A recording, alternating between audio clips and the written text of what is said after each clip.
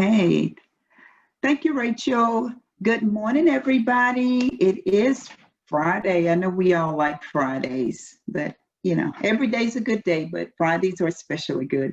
I am Ruby Stevens Morgan, the Director of Strategic Planning and Data Analysis. I've been with the coordinating board 7 or 8 months, but I came from Prairie View A&M University as the Director of Institutional Research for almost 9 years. And I have taught in higher ed and K through 12, and also worked in K through 12 at Department of Education. So I do have quite a bit of experience in education.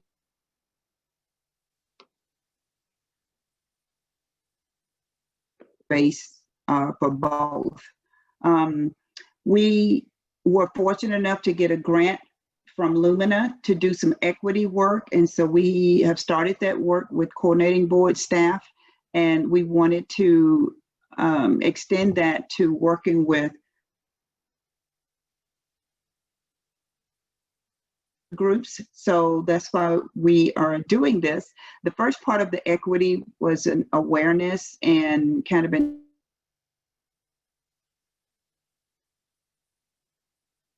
to working with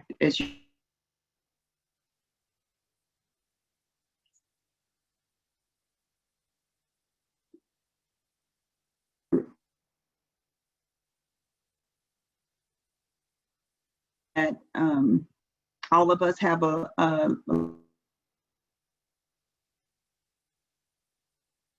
outcomes for our students. So we appreciate you being here.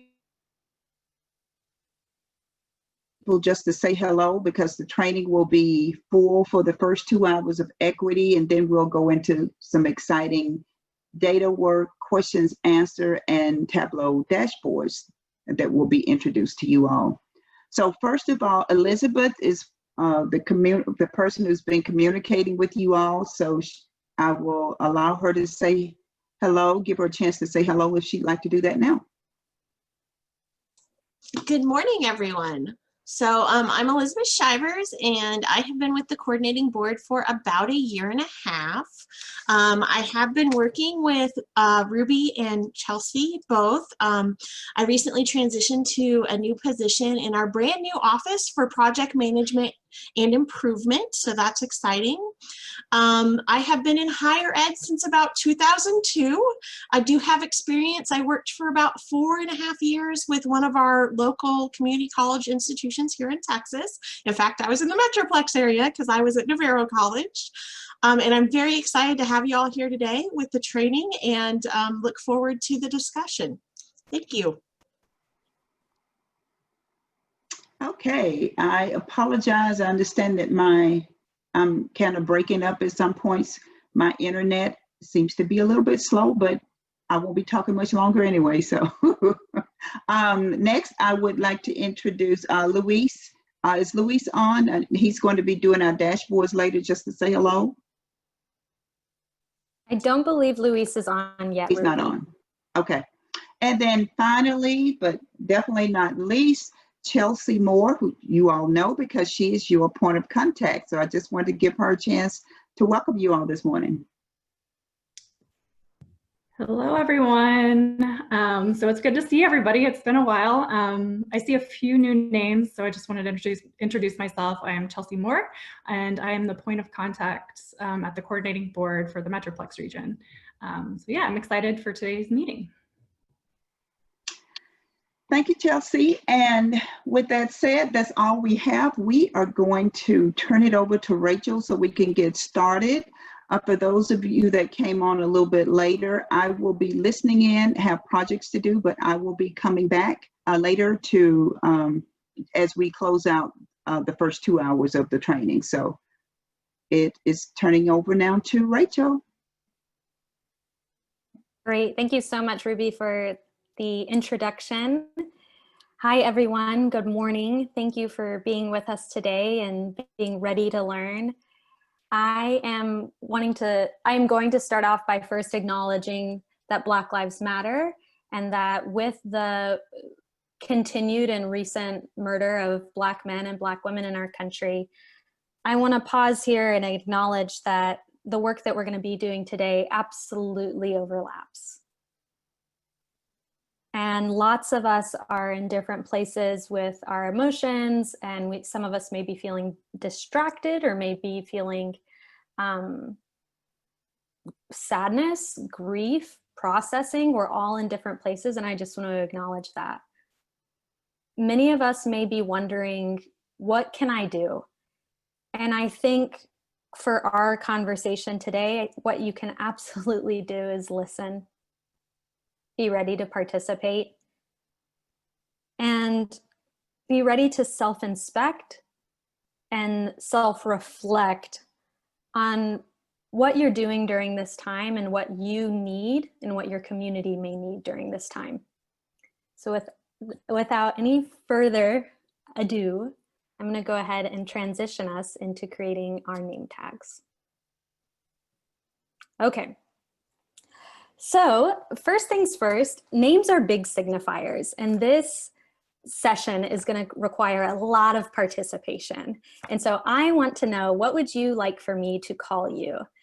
First, you can either pull up your participant list. So in your little hovering bar, either at the bottom or the top, click participants, or if you're in gallery view, scroll over to your face, and you will either click more in the participants list next to your name and click rename, or if you're in gallery view, click those 3 little dots to the right of your face and click rename. When you click rename, go ahead and rename yourself to your first name and last initial, or first name, last name.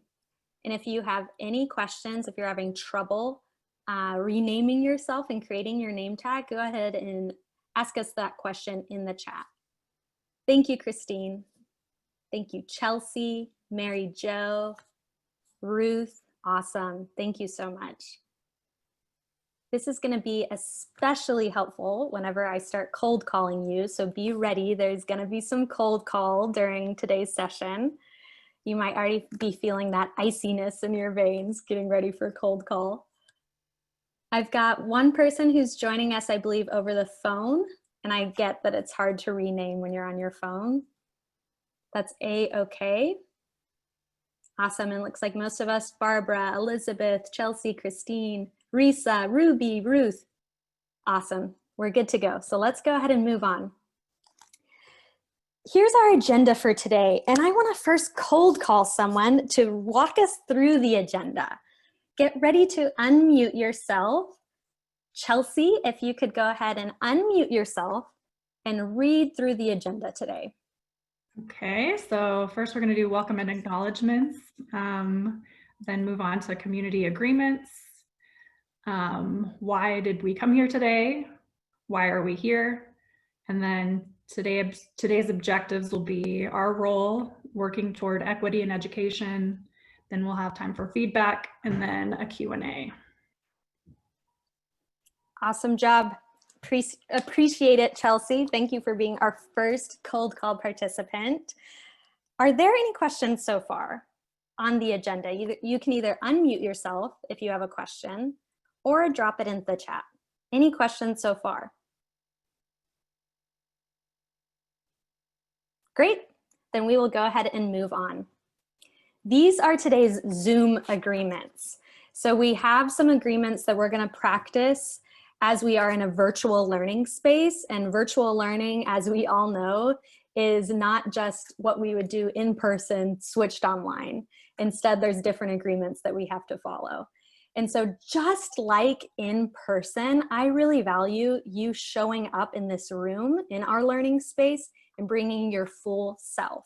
If at any moment you've got to run and talk to one of your kiddos or deal with something going on, please, please, please just drop it in the chat and say, hey, I got to deal with something. I'll be back in 5 minutes. Or I need to transition to another call. I will be back, whatever it may be. Just dismiss yourself as you would in person. We know that we have all been in sessions where folks are just not engaged and it is crickets. It benefits everyone for us to all be engaged and to participate. So I'm asking for you to be all in. We are only in this time for just 2 hours together, and we are covering a lot. So please bring everything to this conversation. If you are confused, if you are frustrated, if you have questions, if you are enjoying the presentation, certainly bring that to our learning today. I'm also going to ask that we all stay muted. Throughout the session, stay muted. And I'll give you certain cues when you should expect to unmute yourself.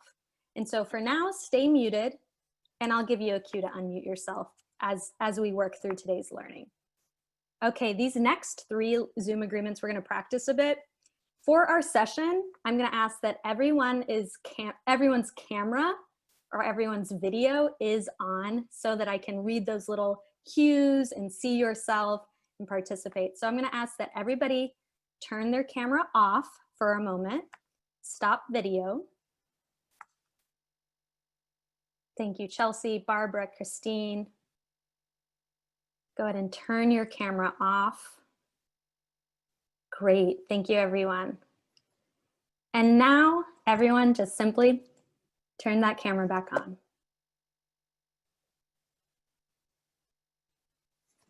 Cool, Barbara's back. Awesome. Thank you, Chelsea. Thank you, Elizabeth. Cool. Finally, and you already know that this is happening, cold call is in use. So be ready to participate. I will be using cold call. And what will happen is I will say your name and ask you to unmute yourself, and then for you to engage. Thank you. Okay, these are our learning agreements for our learning. So we have our Zoom learning agreements. These are our learning agreements. We're going to be using I statements, speaking from our own experiences. I want us to only think about ourselves, our experiences, and speak from those experiences. We're not talking for our affinity groups that we may be from. I am certainly not going to be speaking for all Mexican American women. That would be silly. And I'm not going to speak for groups that I'm not a part of. We're also going to be owning our impact. So often in difficult conversations, we'll say, well, that wasn't my intention. But what really, really matters more is the impact. Because we know on the receiving end, good intentions are fine, but what matters more is that that person made us feel something big, maybe caused us to feel frustrated, caused us to feel isolated or alone. And so we're going to be owning our impact that we have on ourselves and on others. Finally, we're going to be practicing to seek to understand others' experiences. So while we're using those I statements and speaking from our own experiences, we're also going to concentrate on listening and really seeking to understand others in their own experiences. Finally, this is my favorite learning agreement: accept and expect non-closure. What that means is so often we look for the answers and we look to get the answers immediately. This session will not give you all of the answers. In fact, you may be even leaving the session with more questions, more wonderings. So accept and expect non-closure, maybe throughout the session and at the very end. I want you to think about right now which of those learning agreements you are really going to focus on. Which of those learning agreements is going to be the agreement that you're like, you know what, if I'm going to do anything during the session, it's seek to understand. Which one are you going to focus on? Okay, now I am going to place us in breakout rooms. And in breakout rooms, I want you to discuss with a partner which learning agreement you are going to focus on.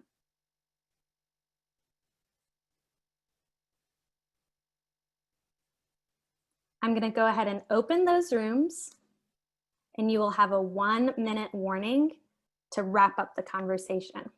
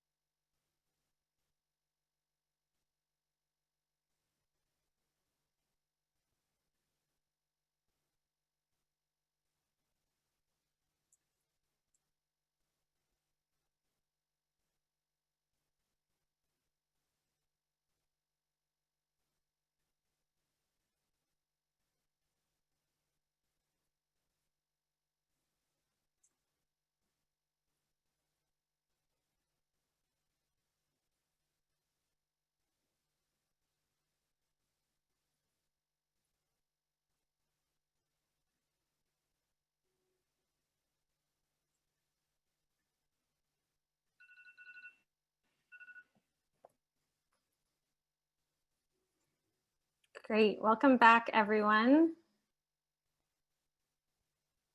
Looks like everyone has returned.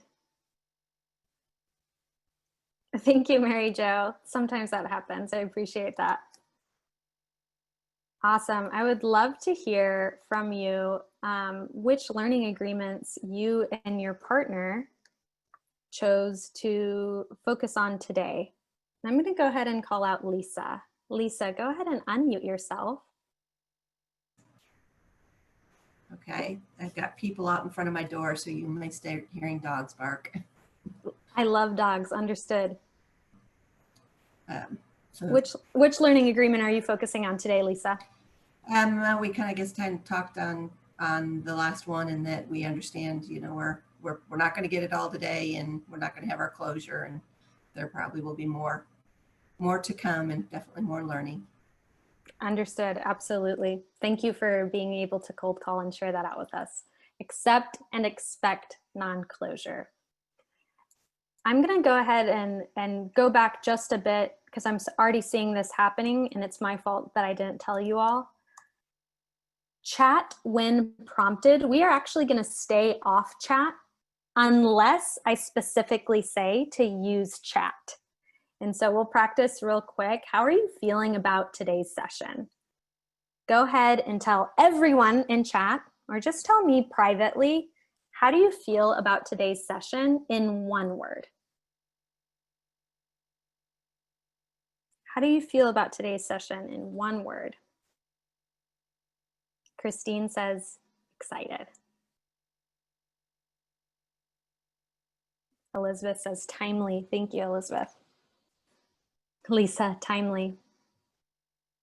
Looks like a lot of us have Black Lives Matter and what's going on outside of this learning session in our minds right now. Mary Jo says, learning. I know we have 12 participants in our session today. I would love to see all 12 of us respond. How are we feeling today about today's session in one word? Hopeful, learning.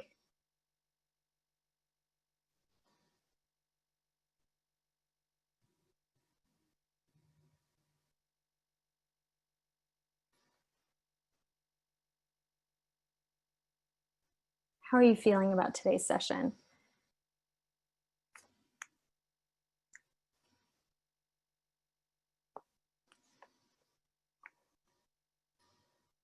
Barbara says curious. Appreciate it, Barbara. Barbara, I'm going to ask that you unmute yourself. And this is where we practice the cold call. Barbara, what do you mean by curious? Can you explain what you mean by curious? I'm curious about the nature of the grant. I'm curious about the purpose of engaging this particular group. Okay. I'm curious about potential outcomes. Awesome. And then, of course, I am curious about the content itself and, and the learning that's going to take place. But we really didn't have a lot of background, so I did address some of those things. Awesome. Barbara, you were breaking up at the end there, but I love your curious mind. A lot of those questions are great questions, and I believe that you will have some answers to a few of those questions today. Without further ado, let's go ahead and get started. So why are you here with us today? Why are you here with us today? Or what do you hope to get out of today? Think about those questions, and in chat, respond to one of them, either privately, just to me, just to Rachel Franco, or to everyone. Respond to one of those two questions.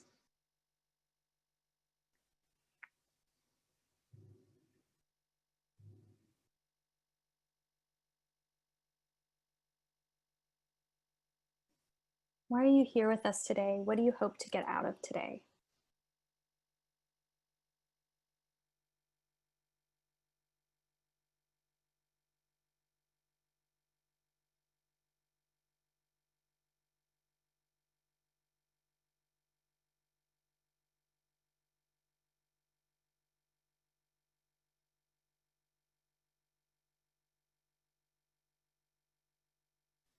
And I see y'all typing. Thank you for participating.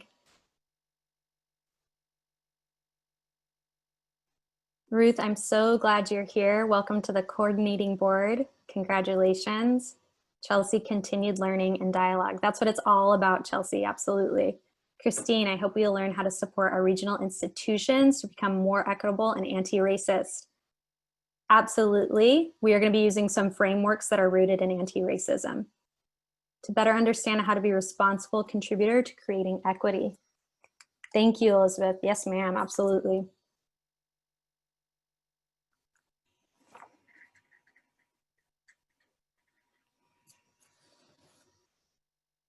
Mary Jo, I second Elizabeth's comments. Lisa, I want to engage and see what this is about. I love that response because it shows just a willingness to be here and to learn. And that's all you need today, is just have that willingness to learn. So why are we here today? We are here today, from my perspective, for 3 reasons. And those reasons are, number 1, to start a conversation. It's just the start of a conversation brought by the coordinating board for each of our regions. And this start of the conversation is on how to apply an equity lens to our leadership already. Some of us are probably already applying an equity lens. And so I'm going to give you some paradigms in order to further that equity work that you're doing. We're also here today to look at our own experiences. A lot of the work today is going to be you self-reflecting. Oftentimes we move, especially at work. Today is about slowing down and reflecting. And finally, I want to acknowledge that each of us are in different places in our learning. And this work is a process and it takes time. Just as Chelsea referenced continuous learning, we may have the language of equity, but we may not always live by equity values on a daily basis. And so my goal for us today as a facilitator is that we will adopt the language of equity and move towards performing the labor of equity. And I say this all the time, and you'll hear me say it a number of times today. We may have the language of equity, but we may not be doing the labor of equity yet. So today is about adopting that language and moving towards labor. You may be wondering, who is Rachel Franco? Where is she from? I'm a part of Maya Consulting. Maya Consulting is an education consulting firm here in Austin, Texas, and we are a team of educators working in all parts of the education system. And we do this work through 3 primary work streams. It's strategic planning, project management or technical assistance work, and diversity, equity, inclusion advising work. So my bread and butter is really diversity, equity, inclusion advising and working one-on-one with C-suite, one-on-one with leaders, organizational leaders, and helping them to better understand how can we apply diversity, equity, and inclusion as a lens to everything that we do, because it really is a part of every facet of our work. And I am Rachel Franco. I am a first generation college grad, multi-generation Mexican-American Texan. As you know, I grew up in Austin, Texas, went to DePaul University in Chicago, first gen graduate. From there, wanted to begin teaching, and so I taught with Teach for America in Detroit. Was teaching there for a couple of years, decided that I wanted to keep teaching, but I just did not know enough. And so I decided to move back down to my hometown of Austin and teach my gente, my people. That only led to more questions. I still felt like I didn't know enough, especially about identity and learning. And so from teaching in Austin, I earned my master's at Harvard. And while at Harvard, I really focused in on how at the intersection of identity and learning. So how does identity impact lifelong learning outcomes? My bread and butter is bicultural and bilingual education. That's what I love to nerd out on and talk about. And of course, all things identity. So that's a little bit about who I am. Please, of course, if you're interested in learning more about Maya, follow us on Instagram, on Twitter. We have a lot of good content coming out from those platforms. Here are today's objectives. I'm going to go ahead and ask someone to read our objectives. Marlon, can you go ahead and unmute yourself and read our objectives for us today?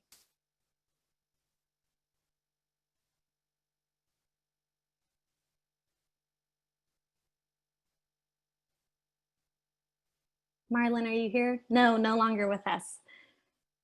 Let's see, can I have Christine go ahead and unmute yourself and read our objectives today? Today's objectives are 1, to review equity as it relates to the education system, and 2, connect our identities to equity-minded leadership. Awesome. Thank you for going ahead and reading those objectives. Fist of 5, I understand those objectives. Ooh, you see my marker. Yes, yes, yes, I'm at a 5, I understand the objectives. Or 0, I have no idea what these objectives mean. 3, I'm somewhere in between. Where are you at with these objectives? I'm seeing 5s, 5s, 5s. Okay, Smarties, 5s, 3, awesome. So what these objectives mean, I'll give a little bit more context. This first one is really us level setting on the definitions of equity versus equality.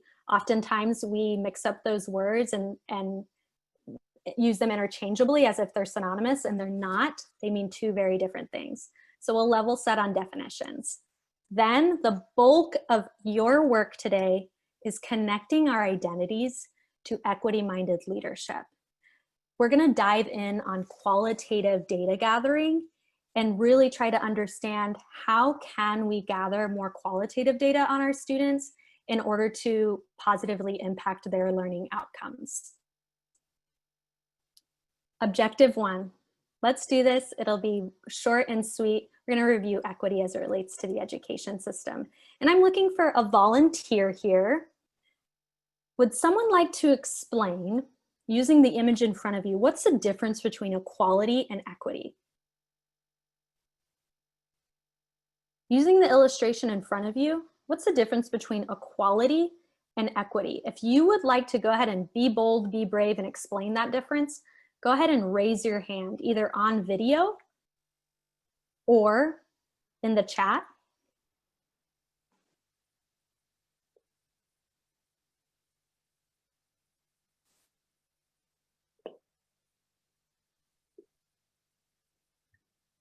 Christine, go for it.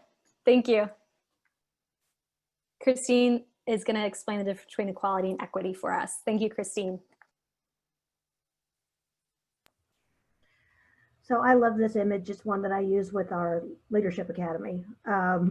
And we discussed that equality is applying the same supports to everyone, regardless of their need, and not recognizing their individuality. So if you notice in equality, everyone gets the same box of the same size. Unfortunately, it provides the first one with more than they need, the second with just enough, and the third one still doesn't have what he or she or they need to be able to see the game. Equity is seeing the individual needs of each individual and providing what they need in order to be able to fully participate. Fantastic, fantastic definitions. Christine, I really appreciate it. I couldn't have said it better myself. And I'm encouraged to hear that you are already using this image as an illustration with your team. That is great. So what I heard Christine say is equality really comes down to everybody receiving the same resources, the same amount of resources, the same type of resources, but everybody's receiving the same. Whereas we know that equity is people have different needs and we need to give them different resources based on their needs. Those are really layman's definitions, or really handy definitions that you can use. Here are 2 different definitions for you to focus on right now when thinking about how equality and equity differ in our work.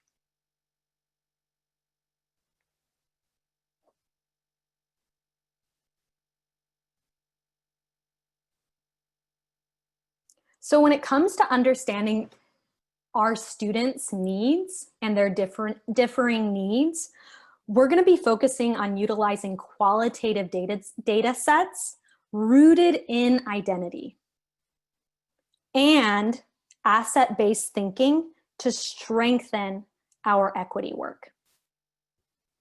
So for those of us who are wondering, how does identity connect with equity? When we learn more about our students, when we learn more about who's in their corner, what are they motivated by, what are they most engaged in? When we learn those pieces, we can further impact the work that we do with them. So today is all about focusing on identity, how to gather qualitative data on identity, and how to apply an asset-based lens to our work.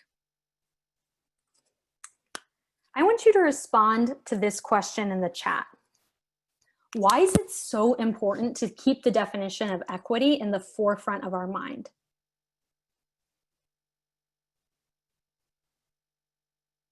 Go ahead and respond to this question in the chat.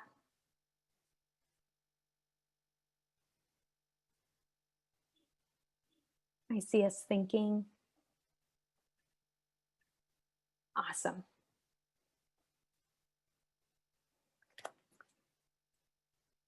Flexing those fingers, getting ready to type in, why is it so important to keep the definition of equity in the forefront of our mind?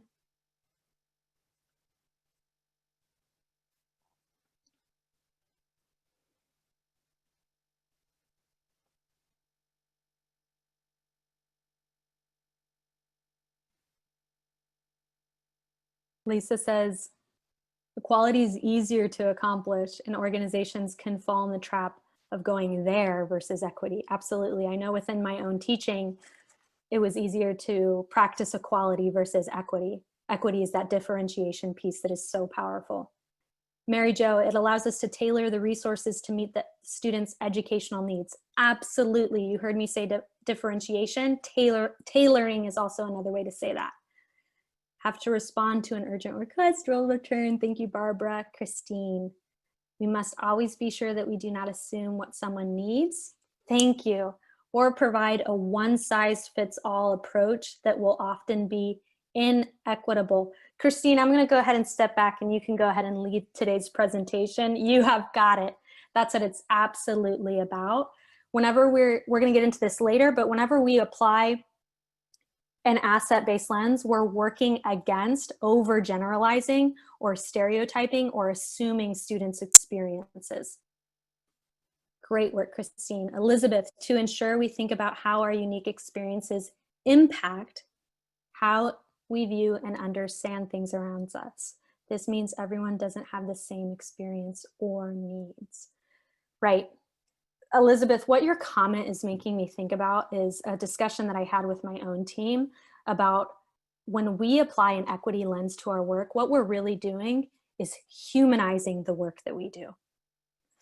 So oftentimes we can get really caught up in performing our work, but today is about slowing down, reflecting, and humanizing the work that we do and the work that we do with our students. So it's a both and. And we are already here in objective number 2. We are right on time. I'm going to go ahead and launch a poll. I want to hear from you about how you use qualitative data or how you gather qualitative data. Give me 2 seconds to launch this poll.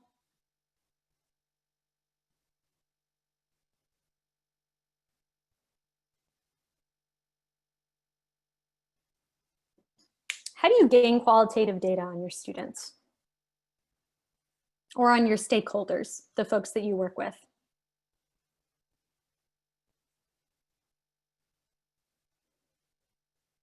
I already see some responses rolling in. I'm looking for 9 responses 4 folks have joined in. How do you gain qualitative data from your students?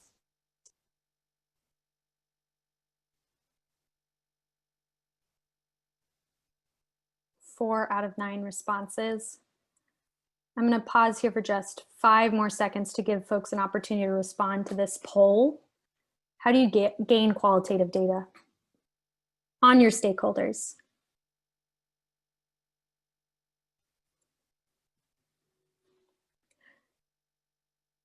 So it looks like a lot of us gain qualitative data from surveys. That's great, of course. Surveys is one way that I gain qualitative data on my peers as I conduct the engagement surveys for our firm. Meetings is really interesting to me. If someone would like to unmute themselves and tell me, how do you gather qualitative data in meetings with students? If you responded meetings, go ahead and unmute yourself and tell me, how do you gather qualitative data in meetings?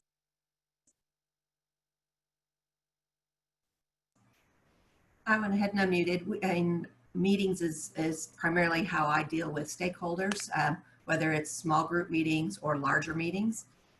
So even since we've moved to Zoom, people are working on talking through things in small groups, in room sets, coming back together, getting that feedback. Not too long ago, Christine and I worked together and did a pretty large meeting with post-secondary and K-12 leadership from all over North Texas, and we were trying to kind of gauge where were people at dealing with COVID and looking into handling going next spring. That was as much as of us giving information as it was us getting information through the process of those meetings. So that meetings for us is very much a two-way conversation where we're gaining as much as we are providing. Awesome. I love to hear, Lisa, that there's like two-way communication within those meetings and that you are gathering qualitative data from those meetings. I think one thing I'm thinking about next is how you are, after collecting that data, how are you coding that data? And so what steps are you taking after the fact to look at trends, themes, and from that standpoint? If you have a response and you're like, yep, I'm already doing that, please jump in. Some of it drove work that we sent out further surveys to collect more data that connected Awesome. to student data that had already been collected and was being shared.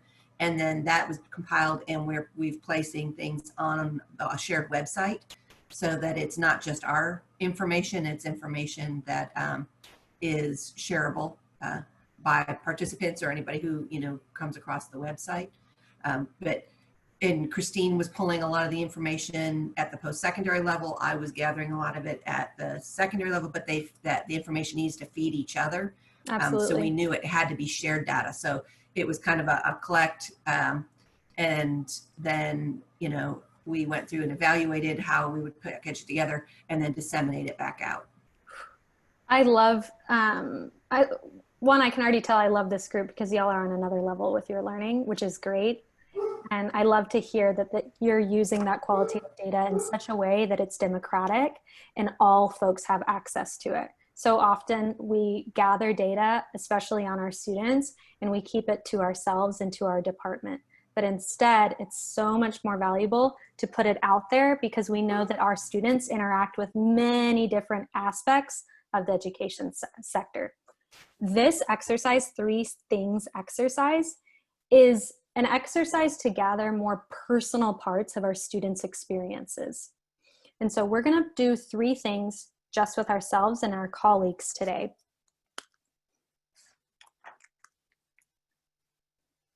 Please write down 3 things. If you haven't already gathered a sheet of paper and a writing utensil, go ahead and do that now. Please write down 3 things you are passionate about, 3 people you love, 3 identities that are most important to you or are your most salient. Being a Mexican American woman is most salient to me. Identifying as a Christian is most salient to me. 3 events in your life that made you who you are? I want you to take 2 minutes to write down those responses and be prepared to share in breakout rooms. I've got 2 minutes on my timer, but if you happen to finish before the 2 minutes, tell me in the chat, done.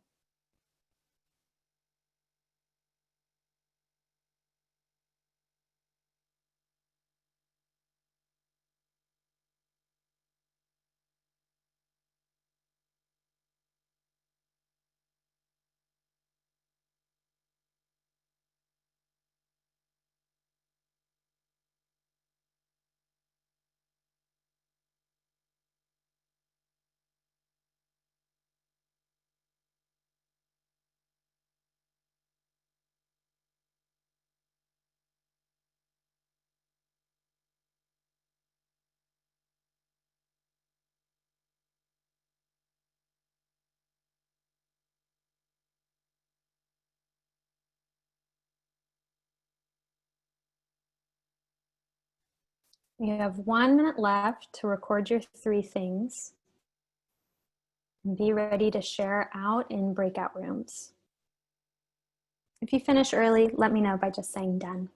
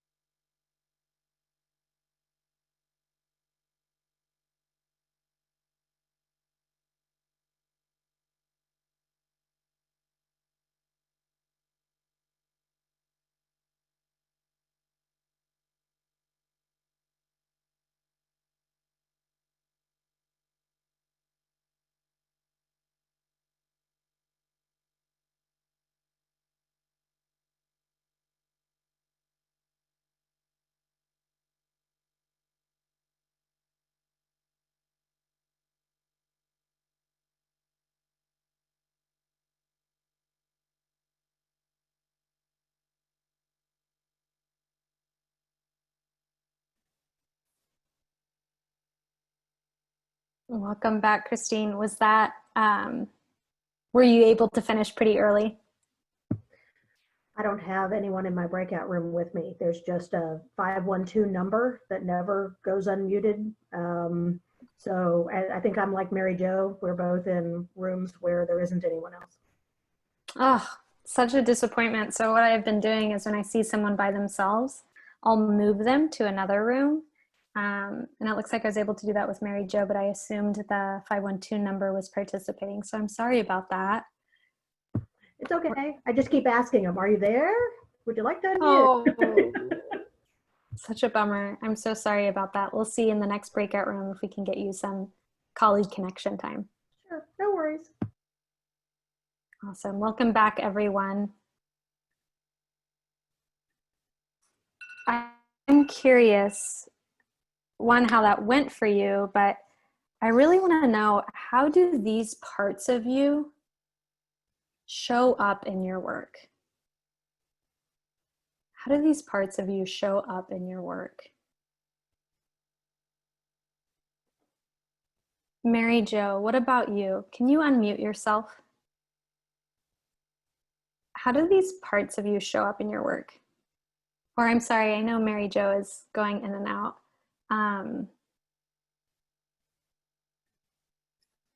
Let's see, Ruth, what about you? In your work, how do these parts of you show up in your work?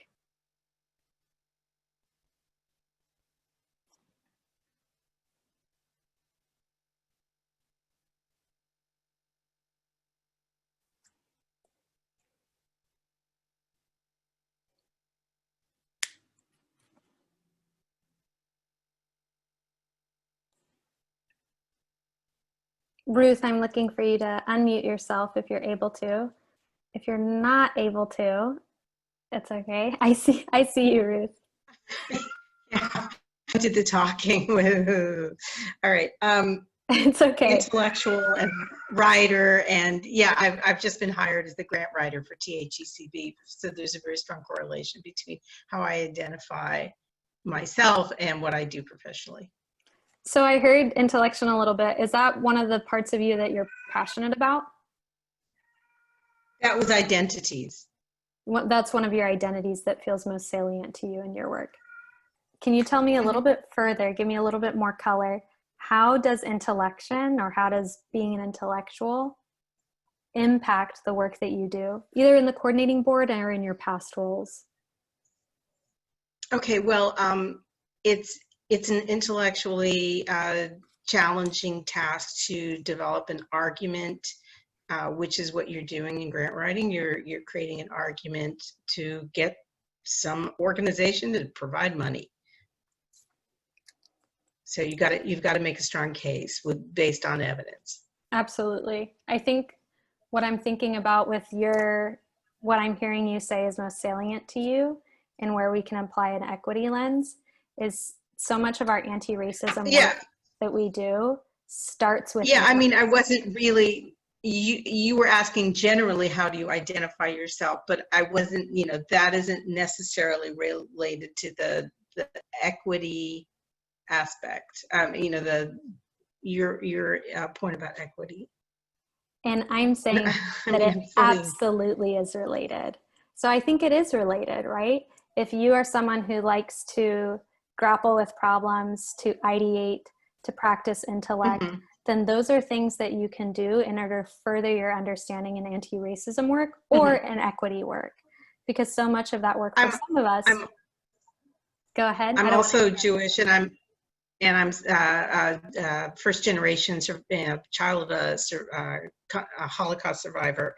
So, the whole matter of persecution of groups, I get that in a big way.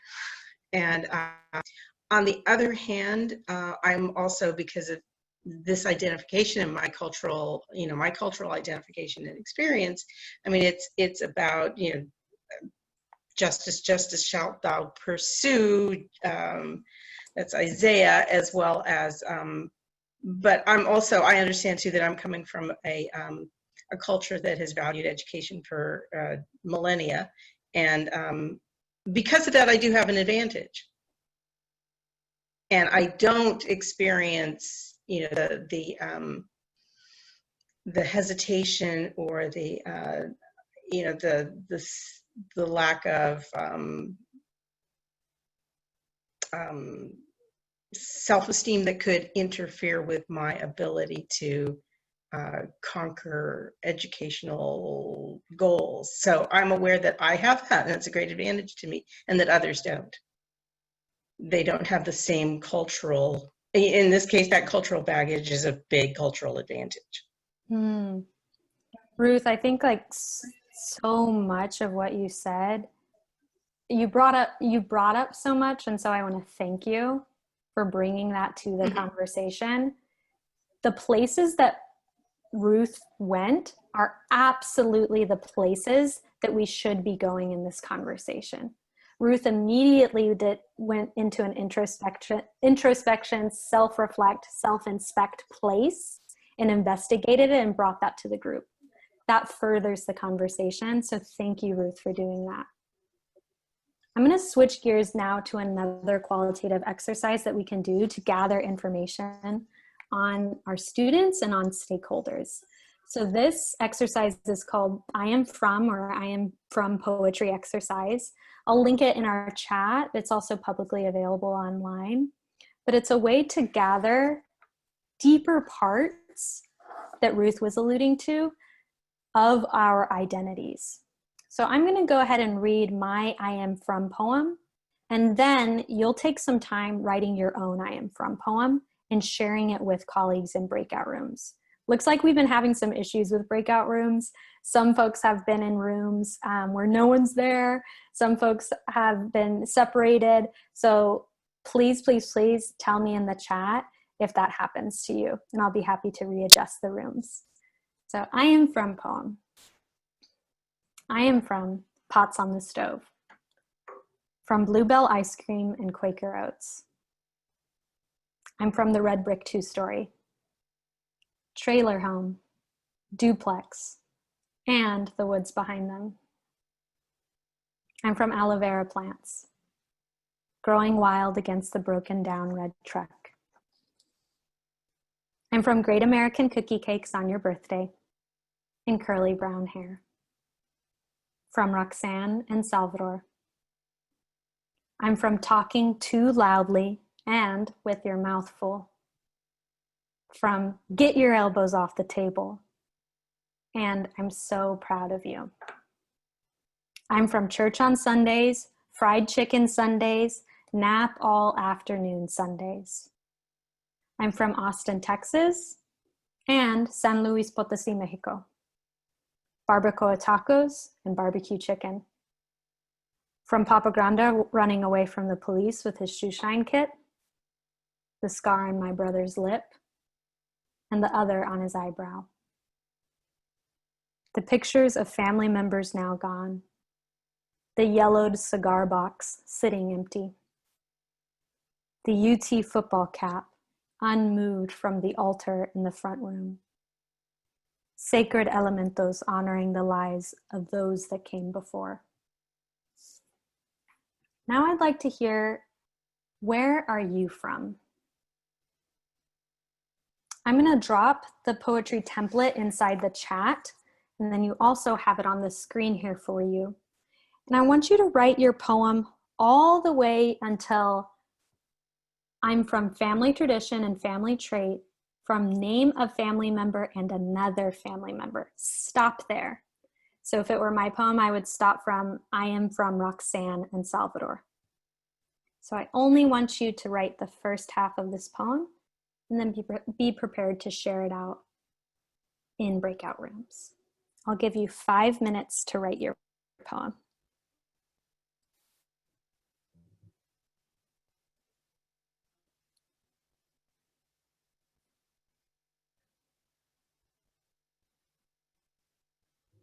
Give me 2 seconds to give you this link.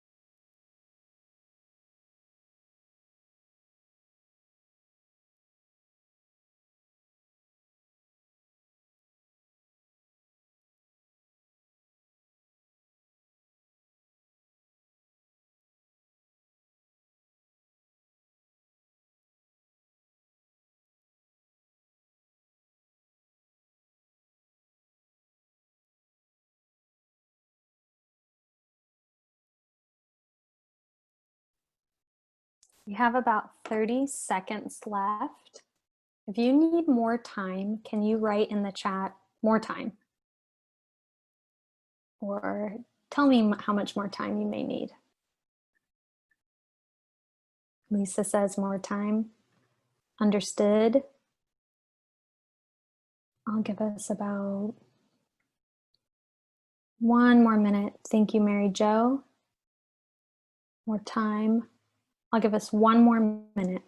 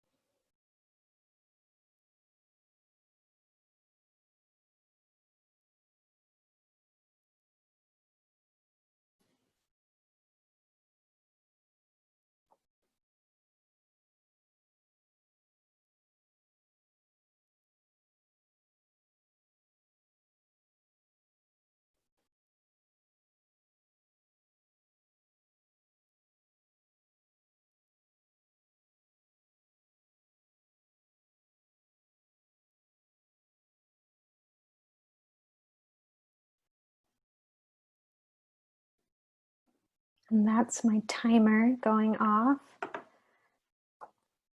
Thank you so much for participating in this activity. Now I'm going to put us in breakout rooms. And I am going to go slow in doing breakout rooms.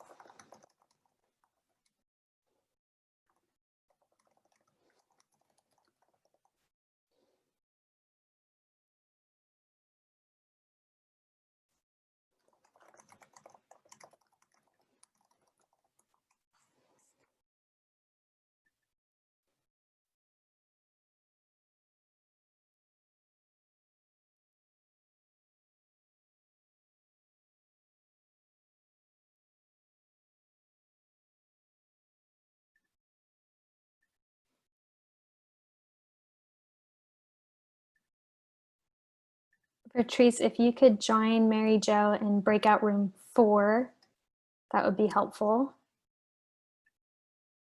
I'm just the captioner. I'm not a participant. I know. I'm sorry, I'm not sure how your job works, but Mary Jo is in breakout room 4. And so if we could move to breakout room 4, then you could help provide captions for her. Okay. Thank you.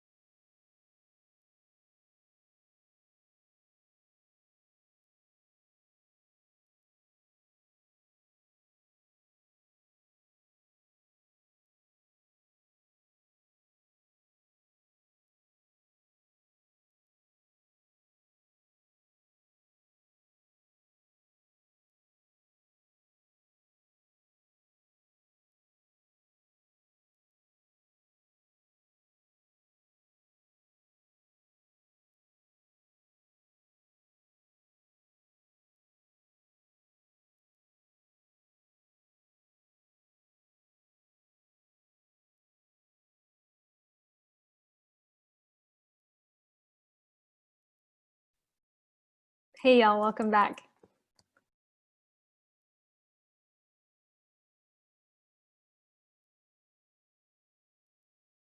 Welcome back, everyone. I love that exercise. I hope you enjoyed it as well. I'm curious to hear from you. Go ahead and unmute yourself and tell me, what did you find that you have in common with your colleague? I'm not going to cold call, just going to look for a volunteer. What do you have in common with your colleagues? I'll go ahead and share. It was Elizabeth and Iran. I didn't use it in my poem, but it's one of the things that came to mind. She talked about being from lilies of the valley and neat, tended gardens, which very much described my home. And I never shared where my home was, but my home is up near the Canadian border, and I'm thinking hers is probably much further south, but yet we still had that commonality of what would have been in our family's homes. Wow, thank you, Lisa. I love that. Building off what Lisa said, how do these parts of you show up in your work?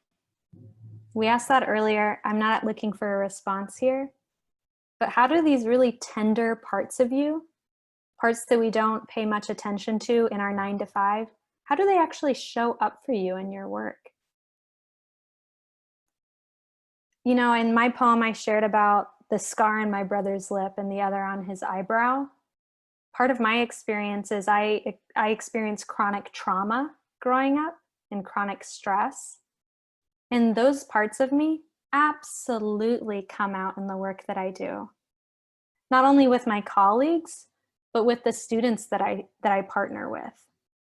I know for a fact, just by the nature of our country, that some of those experiences that I have are shared by my students. And I can use parts of my identity in order to impact the work that I do with them. How could you use this exercise with your students? How could you use this exercise with your students? Go ahead, volunteer, unmute yourself, and tell me, how are you thinking about using this exercise?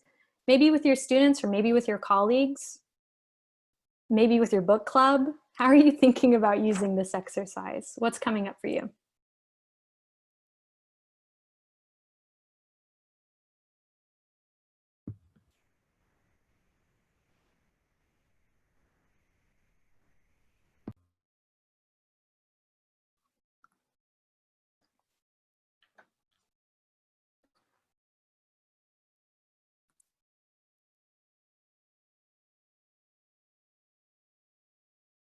Gentle reminder to unmute yourself, share out. How can you see yourself using this exercise in your work? Or if you don't feel comfortable chatting, go ahead and place it in the chat. Well, I haven't taught in a long time, but I could see using this in even in a college classroom where I taught, and because it's something that can help establish common ground, and it creates an opportunity for some for openness, and it's an icebreaker. It's a good icebreaker. Absolutely. And thank you, Ruth, for sharing and being a volunteer. I appreciate that. Mm-hmm. It absolutely can be used with students as an icebreaker, but remember, and I'm here to challenge, so that's what I'm going to do. As a friendly amendment, friendly challenge, icebreakers should be happening throughout our time with students and throughout our time with colleagues. Because so often, and I know this from my own work with my colleagues, I'll start to overgeneralize them, and I'll start to create a story about them in my mind. And these exercises place that humanity back into the work, right? It humanizes, again, that person who I work with. And that is so, so important, especially with our students. Barbara says this could be very meaningful in a freshman seminar course. Absolutely, I think that too. I also think it could be good for just when students enter our office and we're chatting with them, And then we can bring in this exercise to share a part of ourself with them to create more trust. Lisa says, great for team building in departments and allows for those who feel creative to express themselves. And those who don't feel creative naturally can be guided to engage. I totally agree, Lisa. I have used this exercise many, many times with the toughest of toughest dudes. And when they engage in this poetry exercise, there are tears around the table with everyone. So I think this can absolutely be used with all types of folks. I'm looking to cold call here. Go ahead and read this quote for us, Barbara. Read this quote that you see on the screen for us. Living our identities is much like breathing. We don't have to ask ourselves each morning who we are. We simply are. Identity is never fixed. It continually evolves, but something in it stays constant. Even when we change, we are recognizably who we have always been.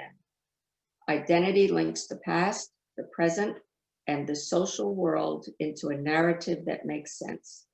It embodies both change and continuity. Thank you, Barbara. Normally here I would ask you to engage in chat and think about how this quote applies to our students, but I know that we have been doing that work thinking about how to apply this to our students. So let that question rest in your mind as we continue to move. We're now going to be talking about equity-minded leadership. So we're moving from these exercises on how to gather more personal, qualitative parts of students' identities and of our colleagues' identities, and moving towards applying this asset-based thinking or asset-based lens into our work. And we're going to be getting into some data. So first, deficit thinking versus asset-based thinking. And let me tell you, they're not opposites to each other. And asset-based thinking is not simply being positive. There's a lot more nuance to that, so we'll get into it. And I see some of us are taking notes, that's great. So deficit thinking sees deprivation in students, and most often in students of color or communities of color. We see what they're lacking instead of seeing what these students are bringing to our campuses that is so valuable. So deficit approaches often overgeneralize students' experiences. Like I said before, we create a story in our minds. We so do that. And that is a deficit approach because we're not allowing the other person on the end to tell us what is in fact their reality. So deficit approaches overgeneralize student experience instead of acknowledging that powerful potential of community cultural wealth. And these are some terms that we could spend an entire session discussing these terms, but I'll tell you this. What it means is students bring a lot of strengths to the table and they have a lot more knowledge than we are giving them credit for. So asset-based thinking prioritizes those strengths of the students and of the communities with whom we partner. So if there is one takeaway from today's session, it's this. The way we talk about students can have a major impact on the way that we think about improving student achievement. The way we talk about students, the way we talk about colleagues, the way we talk about ourselves, that can have a major impact on the way we do the work. This is our big key takeaway. So we're now going to we're going to have some work time together. And we're going to grapple through how do we apply an asset-based lens to the quantitative data sets that we have. So an asset-based lens or asset-based thinking, it truly is, for those who wanted to bring in anti-racist frameworks, it truly is a part of an anti-racist framework because we're looking at the strengths that is brought to the table. It's strengths-driven, opportunity-focused, and it's internally focused in what we have within our control. So some of you might have heard the term locus of control. That's a part of asset-based thinking. Finally, it places institutional accountability versus student blame. So asset-based thinking is all about us taking accountability for our actions. So often we will place blame on everybody else instead of looking at ourselves and what we have within our toolkit. Finally, asset-based thinking asks the question, what is present that we can build on? And you'll hear me saying that a couple of times in the next couple of slides. What is present that we can build on? That type of question showcases my locus of control. It showcases the accountability that I have. It is focused on opportunities. Whereas deficit-based thinking is needs-driven, problem-focused, externally focused, and it blames the students. Or it blames everybody else but us taking accountability.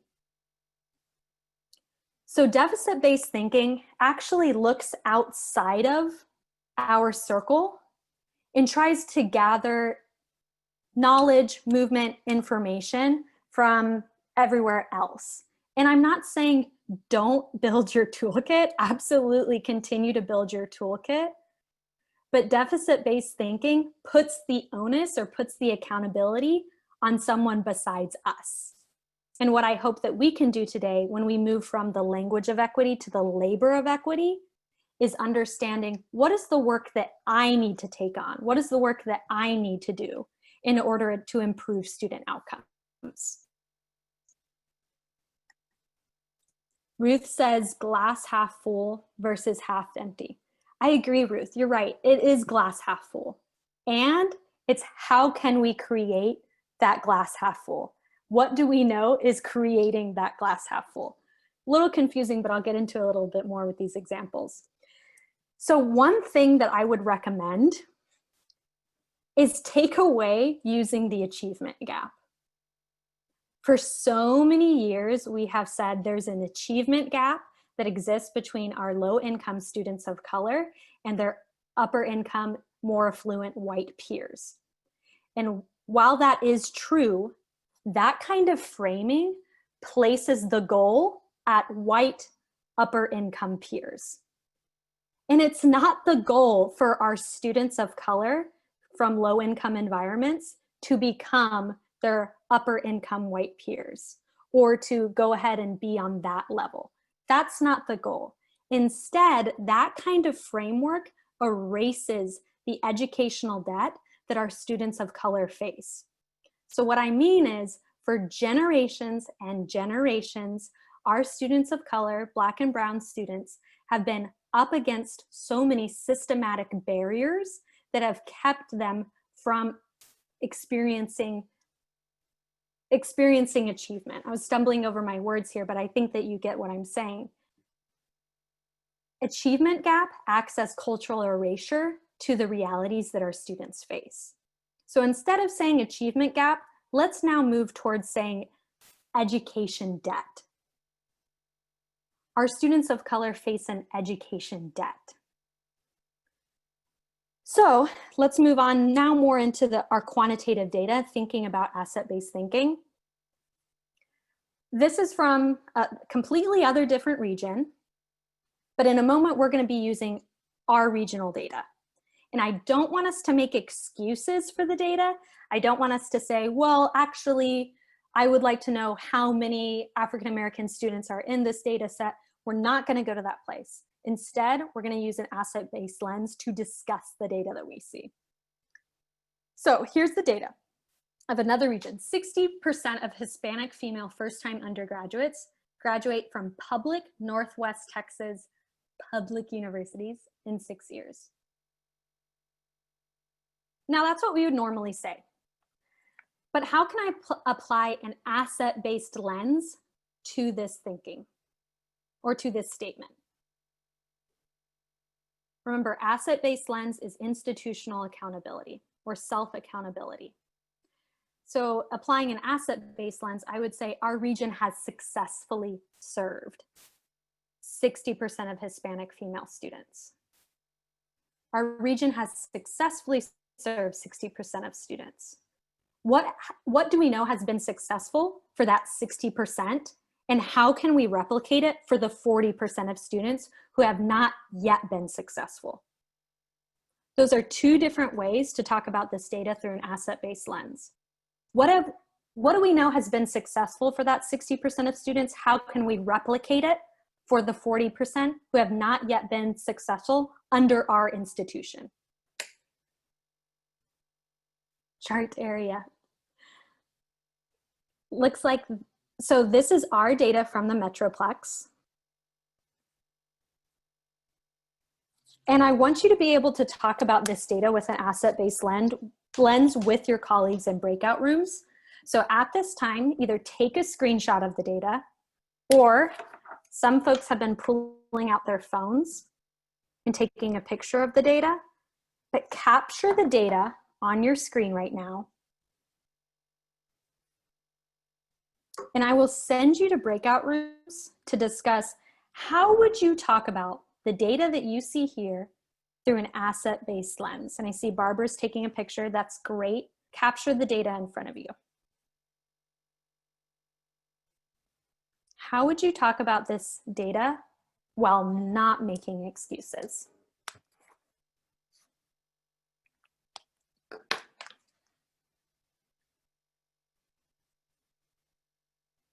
I know, what is the number behind the chart area, Lisa? Thank you for asking. I think it's 68%. I think we're at 68%. My apologies on the screenshot error there.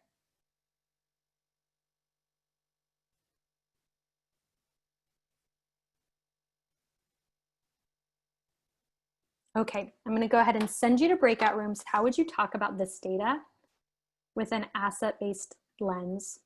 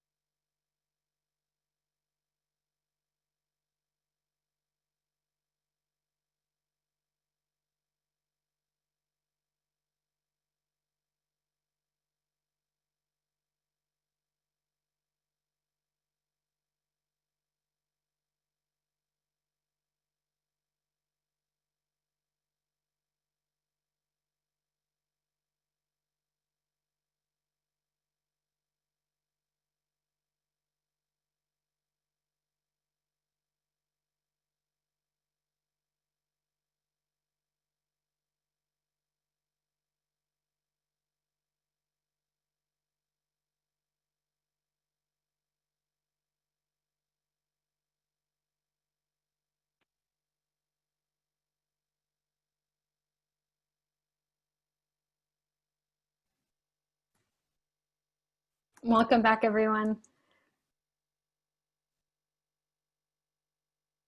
I know for some of us that was a little awkward, a little bit weird. It sounds really, really simple, applying an asset-based lens, but remember, performing the labor of equity is so much more challenging than just having the language of equity. So we may know what the right thing is to say, but in the moment, we can often experience that paralysis. So we're all trying to build up our stamina to go from, how can we go from paralysis to action?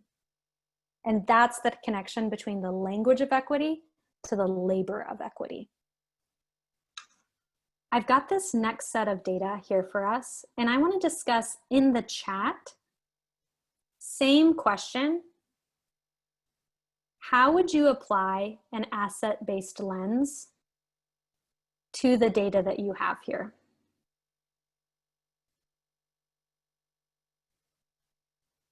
I'll give you a moment to look at the data.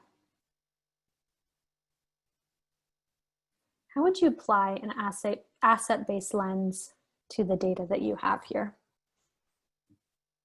Go ahead and tell me either privately in chat or to everyone in chat.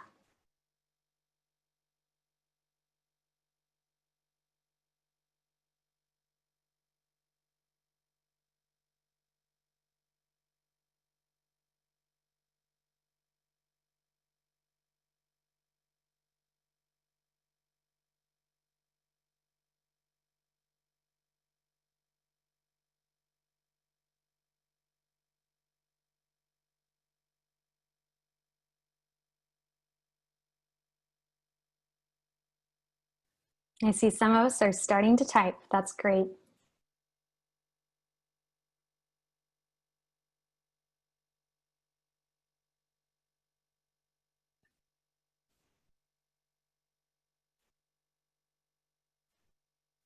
And if you're worried, what if I say the wrong thing? What if I put down the wrong thing? Or I don't want Rachel to correct me. I don't want Rachel to tell me I'm doing this wrong. That's okay. We're all learning together. I'm constantly learning, constantly figuring out the next best way in my work as an active ally, in my work as a white Latina. So I get it. Don't be afraid to make mistakes.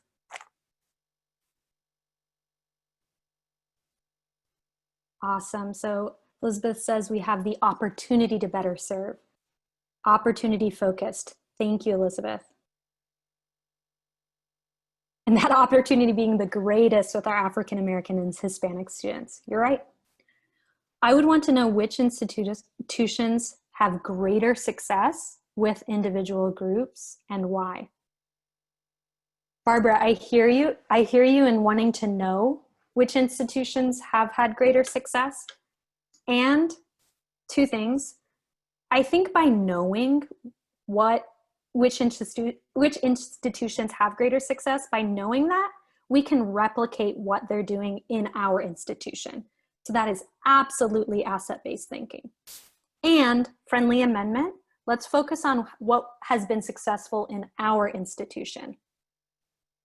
What has been successful for the young women that you work with? How can we replicate that across groups, across demographics? Two great responses. I'd love to hear from more. What are you thinking? And if it's a little bit of a repeat, that's okay. We're practicing the labor right now.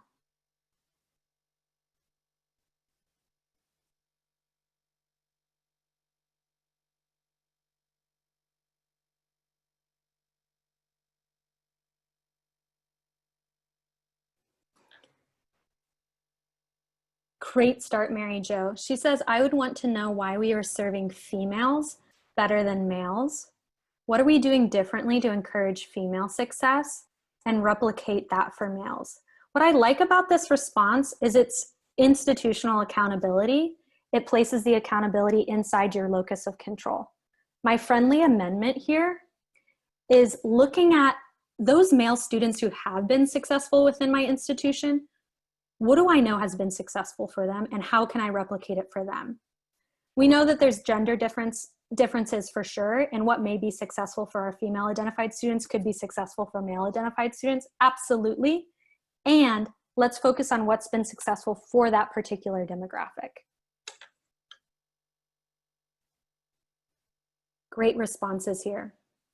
Lisa, as institutions in North Texas, we are most successfully partnering with, great job on partnering, with females to make it across the graduation line and have greatest room for improvement in our African American population. Lovely response, absolutely, Lisa. You are owning that there is room to grow within your African American population in North Texas. It is so difficult and so hard to own that there's room and improvement for our Black students. And it's our responsibility as the institution to make sure that we translate those successes, or we make those successes happen. Great response, Lisa.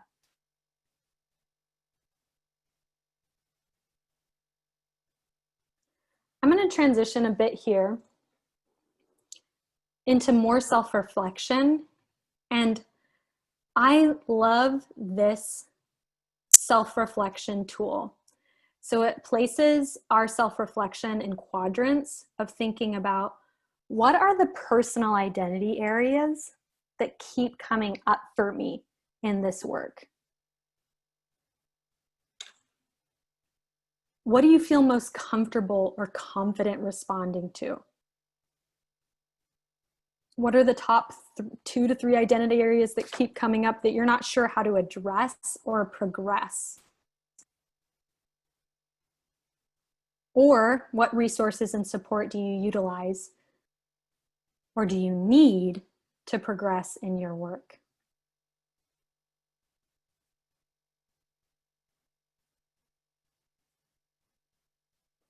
What I want you to do is go ahead and take the next 5 minutes to reflect on these questions on a sheet of paper in front of you. And then be prepared to share out, either in chat or by unmuting yourself, one response to one question. And every single person is going to share, so be prepared for that. Before we get there, any questions? I know some of these might feel a little bit obtuse, so please let me know. Do you have any questions about these questions?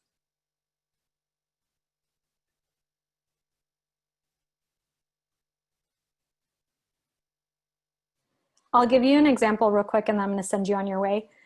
When I did this with colleagues yesterday, one of my colleagues asked, what do you mean by personal identity areas? And the example that I gave is oftentimes when I'm doing equity work, personal identity areas that keep coming up for me are my own trauma or my own experiences of being marginalized. And so I want to investigate, why is that coming up? And why is that coming up, especially when I'm thinking about Black and Brown students? Upon further reflection, I realized that what I'm trying to do in those moments is to center myself and center my experiences, when actually what I should be doing is seeking to understand the experiences of others. And for Black and Brown students especially, what they experience is not what I experience as a white Latina. I move through the world with such greater privilege. I'll pause there. There's a lot there to unpack, but I'm going to give you 5 minutes to think about these questions.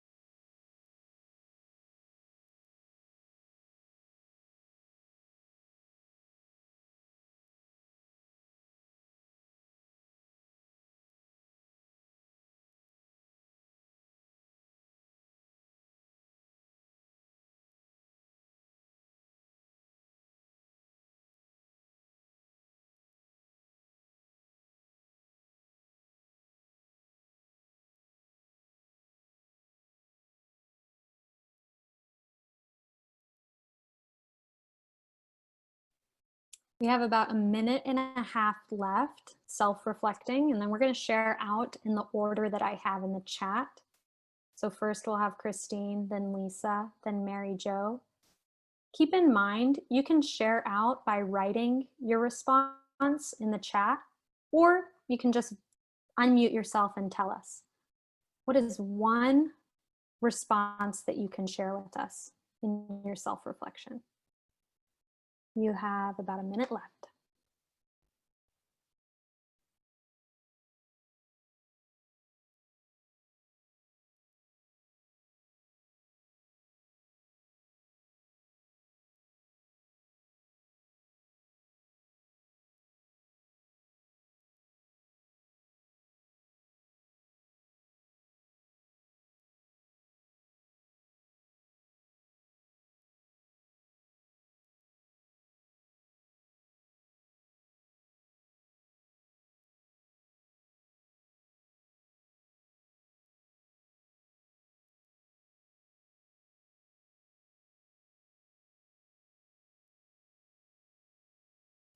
Okay, I'm getting little cues from you in your screens that you're ready to share.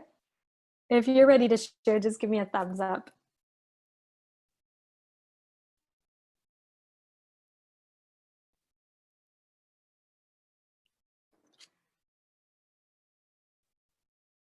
Okay. So we are going to begin sharing our response to one question, either by unmuting ourselves or by putting it in the chat. And I want to pause here and say this. Self-inspect, self-reflect. So often when other people are sharing in a round robin, what I do is I think about, okay, what am I going to share the entire time they're talking? Or how will I share this differently than how they're sharing it now? Pause on that. Simply listen. When it's your time to share, share. When you're not sharing, listen. Let's start it off, Christine. What's one part that's coming up for you? Okay, so I'll share on the self and stuck because they're kind of connected together. I am acutely aware at all times of the privilege that I carry with me, being, you know, white and of a higher socioeconomic status, educated, heterosexual, and that all of that privilege that I carry with me, I am always afraid that I will inadvertently or be perceived as virtue signaling or performing allyship rather than doing the work of anti-racism that is my goal. And I see as the strongest thing that I have to give as a contribution, given the privilege that I carry, is that I can speak to others who have the same privilege, who are in positions of leadership and power at our institutions, and hopefully through my voice, the concerns of those who don't share my privilege can be heard. But that's something I constantly deal with because I want so much to do good work. And I also know that most of the time that means I have to step back and listen and make sure that other voices are put forward and that I just advocate. Thank you for Christine for speaking from your experience as a white privileged woman. That is so powerful. I can tell you've done some work on that and you're continuing to do some work. I just did a post yesterday on Maya's Instagram about how white educators take a moment to self-inspect times when you are looking to virtue signal, to perform allyship, to say, look at me, I'm a good white person. Self-inspect that. Even if I said that right now and there's some defensiveness coming up, self-inspect that. And how we can move, Christine, from being a performative ally to an active ally to a co-conspirator, I think is most often by doing what you said. Listening, challenging those who share our key demographics, and when we are in a racially mixed group, uplifting and honoring the voices of Black and brown folks. So what I mean is stepping back and allowing those voices to step in. Because when we step back, we're acknowledging our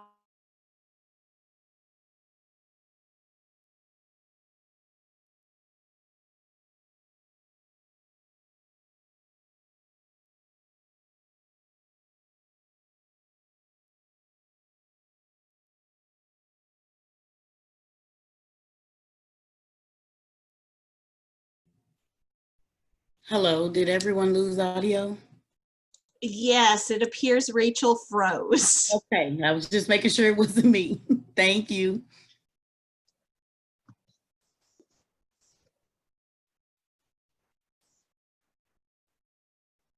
So hopefully she rejoins us shortly.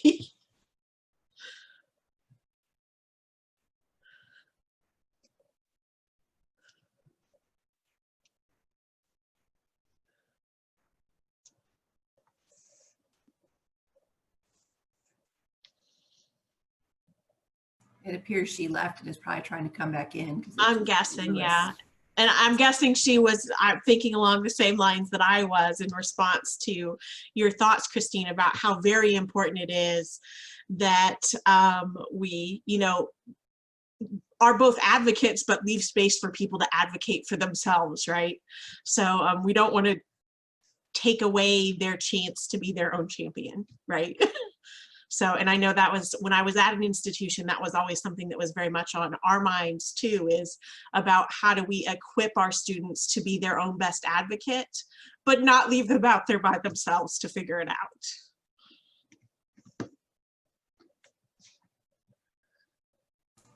All right, well, I was next on the list, so I guess to kind of keep us moving forward, I can share and maybe she'll pop in. Okay.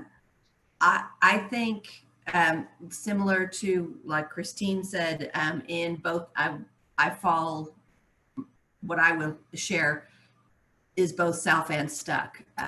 And so my history, where I come from is I am from a small town in Western New York called Attica. And it's a name that's familiar to a lot of people because I grew up down the street in the shadow of the Attica prison. I am the daughter of a correction officer who during the Attica riot was held hostage for 5 days. Until I went to college, the only people of color I ever had any contact with were either inmates or their visiting families.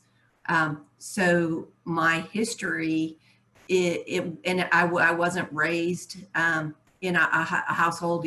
You would think I could have been very much raised in a household with racial divide or hatred, and that wasn't it. And actually, when my father was held hostage, the people that protected him happened to be African American. He is only alive today because of them. Now, so I wasn't raised in that, but the lack of exposure, the lack of being around people and seeing what were their households like and in their childhoods like, and they didn't sit in my classes with me and as a child.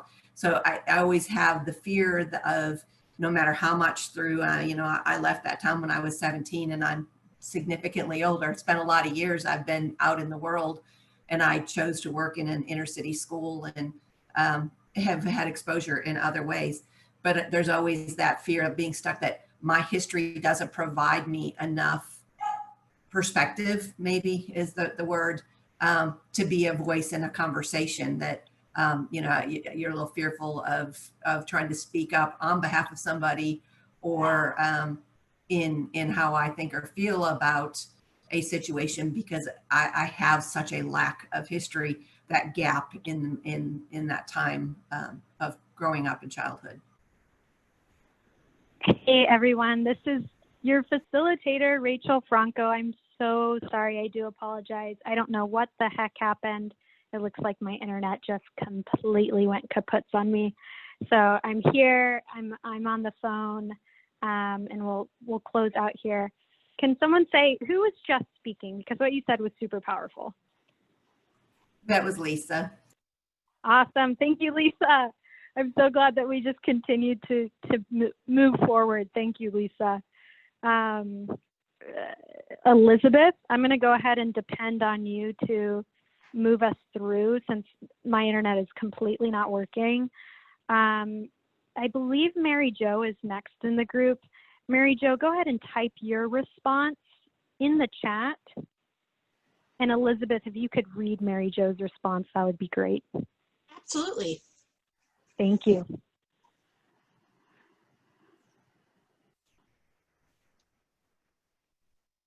Oh, she's got a lot. Okay. So for Mary Jo, she said, it is the self-personal identity.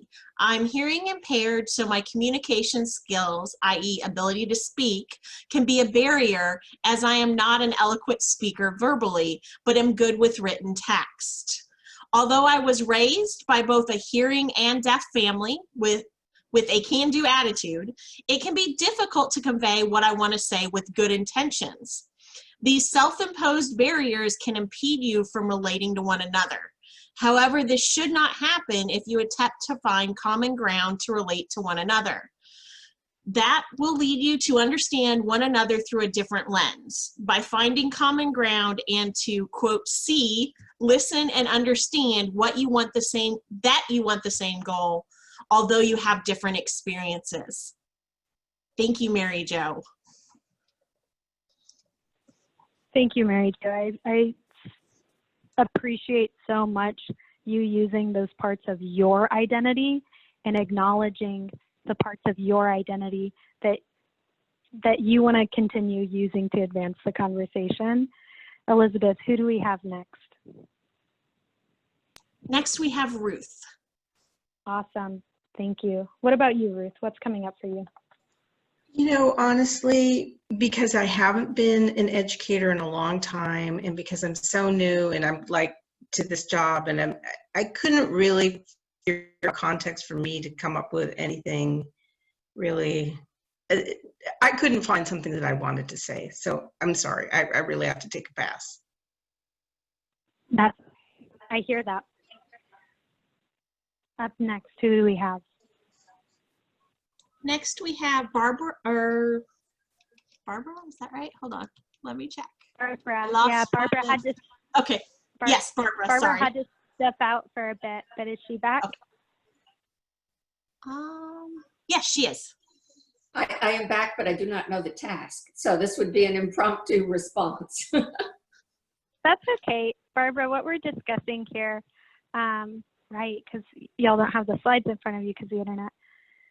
What we're responding here is, are there parts of this conversation that we had today that you feel successful in? Or conversely, are there parts of your identity that keep coming up for you? Are there parts that I relate to? Yes, a little bit of both. I think the most important, is growing up in a family that valued empathy, not sympathy, but empathy. I think truly understanding others. I'm a first-gen student, and I think that is something that makes it a little bit easier to relate, I think, to a number of folks. I grew up in northern New Jersey, so hello, Attica. And my experience was a bit different, though, because it was more of a diverse population, although at the time I grew up, it was diverse yet separate. I wouldn't say it was a truly integrated kind of environment, but I think the pieces of me that I relate to are looking back on my heritage as a child of immigrants. My mother was an immigrant from Sweden, my father from Italy, and which was the sort of melting pot of New Jersey. So there are certain elements, I think, of every experience that I can relate to, and yet truly understand that I have never been subjected, that like others have said, I have had the privilege of acceptance through most of my life, and need to remind myself of that when I see similarities, there are also very distinct differences. Thank you, Barbara, for sharing those parts of yourself. What came up for me as you were speaking was one of the very first things that you said, which is this acknowledgement. It sounds like your parents taught you this acknowledgement of sympathy versus empathy. That really is a part of this language of equity versus labor of equity. The labor of equity, truly doing the work and advancing the work, comes from embodying empathy and acknowledging, just as you did, Barbara, of I don't have those same experiences. I can't imagine what that feels like. And using empathy to fuel our work forward in our labor work. Who's next, Elizabeth? Chelsea is next. Awesome. Chelsea. Okay, so I don't have the chart in front of me, but I think it was the support I'm going to speak to. So I echo a lot of what everybody else is saying. I know that my experience as a white woman are very, very limited. And so I try to utilize and continue to need others' perspectives to fill in those gaps. And I think it's easy for me to think I understand because I have a background in sociology and I believe in social justice and empathy and consider myself an ally. But I think it's important to continue to listen to others and to not just assume that I understand what everybody's going through. Thank you, Chelsea. Something that you said that is resonating with me is, and please correct me if I captured this wrong, but I think I heard you say, I feel limited as a white woman. Is that what you said? I said my experiences are limited. So I'm limited in my own experience.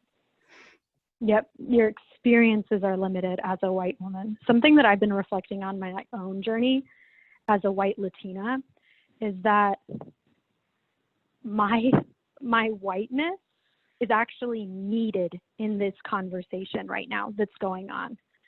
And I'll be transparent with the group and say that the equity work that's going on right now, both in this conversation and outside of the conversation, it's so imperative that as white women and as white men, we're advancing the conversation with each other. And then we're also stepping back and recognizing when to step back. And so our voices are powerful and they are necessary now more than ever. This is our work to do. I believe that we had coordinating board folks come next to sharing. We're a little bit over time, and unfortunately my internet is still out. My husband is hard at work right now, going up and downstairs trying to get the internet situated. That's okay. I'm going to go ahead and pass it off to the coordinating board folks to close us out. I do have an exit ticket for y'all to fill out, and that exit ticket data is really valuable for me as a facilitator. But since I can't send it out right now, Elizabeth, I'm going to lean on you to see if we can get it out to folks at another time when my internet is working. Absolutely, so I was thinking the same thing. Cool, glad we're on the same page. I want to thank each and every one of you for being present, being engaged, being vulnerable, being willing to enter into some uncomfortable places within yourself. And also, thanks for being flexible and giving me grace with these internet issues. I so appreciate it. Thank you, Rachel. I'm back. I tuned back in. I've been listening the entire time. So I just tuned back in just a few minutes ago. And want to thank all of you for the level of engagement and the rich discussions during this session. And I encourage you all to just keep those going and reach out to us at the coordinating board if you have additional questions or if there's something that you would like for us to at least try to help you with. We are here and available to help. And so we just encourage you to keep the conversations going. And Rachel, thanks again. And I'm so glad we got to this point in the training before your internet dropped. So even that kind of worked out in our favor because it was just like 10 minutes remaining. So really a good time to even do that. So We appreciate all of you. And at this point, we're going to turn it over to Luis and Elizabeth, and they're going to introduce you all to our interactive dashboards for the region. So I'll turn it over to Elizabeth and Luis. Thanks again, everybody. Thank you so much, Ruby. So as Ruby said, Luis and I are going to walk you through some dashboards. Luis, I know you're here. Do you have the ability to share your screen? I think so. Let me try. I believe I made you a co-host Yeah. right before the internet went out. Okay, Oh, great. okay. Thank you. Thank you, Rachel. So basically the way this is going to work is we have regional dashboards that we would like to share with you all and give you a preview to get your initial thoughts on what you think about the dashboards. And Luis is going to take us through some key tips that we've developed related to the dashboards. We're going to give you a few minutes to play with the dashboards. We will be providing a link that you can use, and please know that link will continue to be active after the session. So we would encourage, if you have later thoughts, to please share those with us.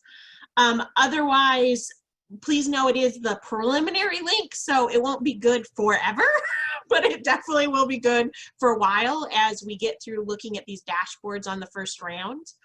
As Luis is going through, I would encourage everyone to utilize the chat. And if you see something you really like, then give us a 5 in the chat. If you see something that you aren't so fond of, you think maybe needs some work, give us a 1 in the chat so that we know that. And then we will also be asking, doing a poll and just some specific questions about your thoughts. And with that, I will hand it off to Luis. Okay. Thank you, Elizabeth. I think what you're trying to say is get this link while you can, because it's hot. So without further ado, good morning. I'm happy to share some of these dashboards with you, so you can go ahead and play around with them in a few minutes and give us some more feedback on that. So this link that you're seeing right now, you'll get that in a few minutes, so you can point and click and get acquainted with the dashboards themselves. We're going to start off with the 60 by 30 regional dashboards, and what we're going to do with both of these dashboards is I'm going to show you 5 things that we've baked into the design of the dashboards that are already there for you to use. And then I'm going to show you 3 manual tips that you can use for self-discovery, or even a little bit more beyond that, okay? So in regional dashboards, once that comes up, I'm going to put this in full screen mode. You can have a good view here. Up here at the top, this is how you would navigate the dashboard. You see a white background on regional targets overview, and you see other tabs over here. These are the tabs that you're going to use to move throughout the dashboard to get different data sets. And you'll know which data set you're viewing because of the white background there. Once you get into one of the views, you're going to see the title of the dashboard, and underneath you're going to see a succinct narrative of what the data you're viewing is about and how to use it, okay? So with that being said, let me show you our first baked in design tip for the dashboards, and that's under select a region. So let's change it to the greatest region in the world, not just the United States, but in the world, Metroplex, okay?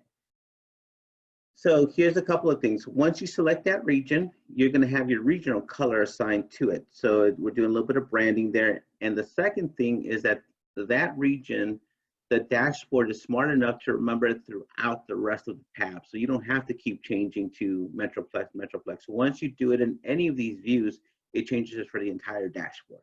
So we try to make that as user-friendly as possible. Okay, so that's tip number 1. That's the first thing that we baked in there. We wanted to make sure that was going to be easy for you to go ahead and use. Okay, then the second thing that I want to show you is just a little bit about the layout of this particular view. So in this overview, we want to give you the 3 regional targets, and what you're looking at here in these horizontal bars, these are progress that you've made in each of the 3 areas.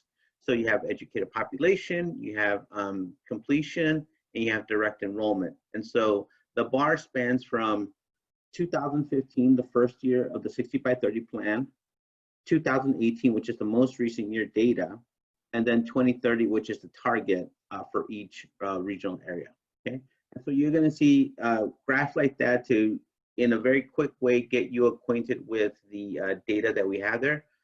Our perspective was that we wanted to have a data set or a dashboard that could be used by people completely new to the regional targets work, but also be very viable for people who've been in the regional targets work for quite a while now, maybe even from the beginning. So we wanted to get everyone up to speed as fast as we could. The second tip that we made into this dashboard has to do with, of course, the top. Okay, so these gray rectangles here, these numbers that pop out, they're called bands or key performance indicators. Essentially, they're numbers to draw your attention. And we put that throughout the dashboard. You're not only going to see that in the regional targets dashboard, but you're also going to see that in the institutional targets dashboard, which I'll show you in a few minutes. But these numbers are to draw your attention to quickly bring you through the data. So you see on the left-hand side, 2018 current, below that you see 2030 target, and then each rectangle is then for each regional target area. So you have 60x30 educated population, completion, and direct enrollment. So that's just a quick way of seeing a little bit about what's in the bars below. And we wanted to draw your attention to that really quickly, okay? So tip number 3, this is where you get to use your mouse to hover and discover, okay? Because we wanted a clean look. We didn't want to clutter the real estate here. We've used tooltips. So the pun was intended. So tooltips, the way that it works is you just take your mouse and you just point it over different parts of the dashboard. And now you see these rectangles start to pop out.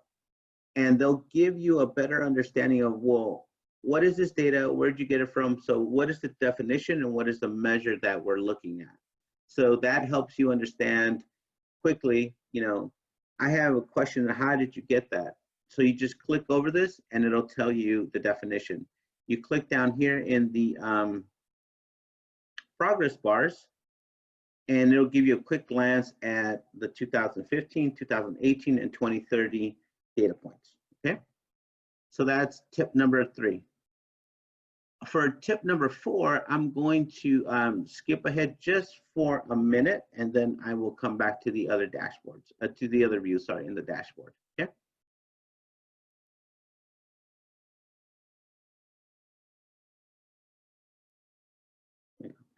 So I'm going to skip to direct enrollment because what I want to show you would be our 4th baked in tip into the dashboard. So we're looking at high school to higher education enrollment, and as you can see, the dashboard remembered that we were looking at Metroplex data, so that's what it's showing us. And what I want to show you on here are a few things. One, if you look at this band here, it's direct enrollment from Metroplex. It's for the year 2018. The number up here, 51.7, that is 51.7 of direct high school to higher ed graduation enrollment rate for your region. And we give you that number so you can see it right away, but it's also listed in a couple of different places. The first place that it's listed is that it's the sum of those enrolled in independent institutions of higher education, those enrolled in public 2 years, and those enrolled in public universities. So that's the breakdown, and all these 3 numbers equal 51.7. 51.7 is also down here in the line graph, and it'll show you the same data. So we want to call it out 3 times, but at the beginning, for anyone seeing this, is like, you don't have to go hunting for it. What's the number? And if you want more information, then you can break down to those 2 other different areas, okay? So tip number 4 has to do with the select a school district. What we wanted to do is we wanted to have you not only look at the overall data, but be able to break it down even more granular by ISD.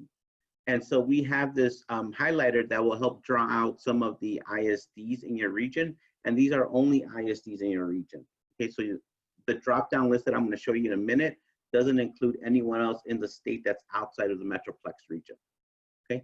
And it's going to work hand in hand with this box and whiskers plot. This box and whiskers plot is showing you comparative data for the years 2014 through 2018 for ISDs in your region. So you're looking at the percentage of direct high school to higher ed enrollees throughout your region, okay? So let me show you how that works. So here is a drop down of all the ISDs in your region. And let's just select, Arlington ISD, okay? So before you saw a bunch of purple dots, and now they look grayed out. They look very light purple, like what happened to them? Well, those who are not part of Arlington ISD are pushed to the background, and so that's why they're gray. And the ones that are darker purple, you can see them here a little bit clearer. So everywhere you see these little darker purple dots, that's for Arlington ISD.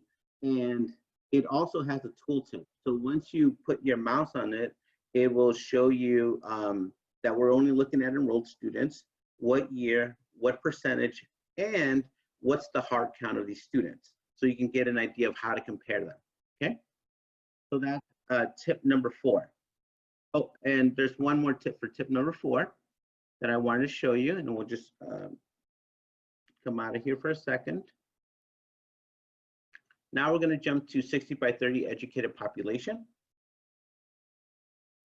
And the other thing that I want to show you that we baked in for a little bit of self-discovery is these highlight tables. So it's this 60 by 30 educated population by credential and population 2018 and 2020 projections for the Metroplex. What we've done here is that when you look at a data table, it's natural for anyone, whether you're in research or you're in some other discipline, to look at the data table and say, well, what's the lowest, what's the highest? But looking at a table by itself, some people are better at looking than other folks. So we wanted to make it easier for everyone looking at this table. And we've done it by 2 dimensions. The first table we're going to look at is here, population by credential. The first dimension we've done it by is the background color of the cells. So the darker the cell, so the darker blue it is, it means the higher percentage that it is. So we want to draw people's attention to that. So people will look right there at baccalaureate degree and say 23, 25, 25, 26, and 25%. Okay, so that's bigger than the rest. So that's one way for people to look at it. I think a little bit better example, because it doesn't have as many numbers in there, is you'll look at the second element that we use to help people read this table a little bit better. So we've already looked at color, but now we're going to look at color again, but we're going to look at the font color.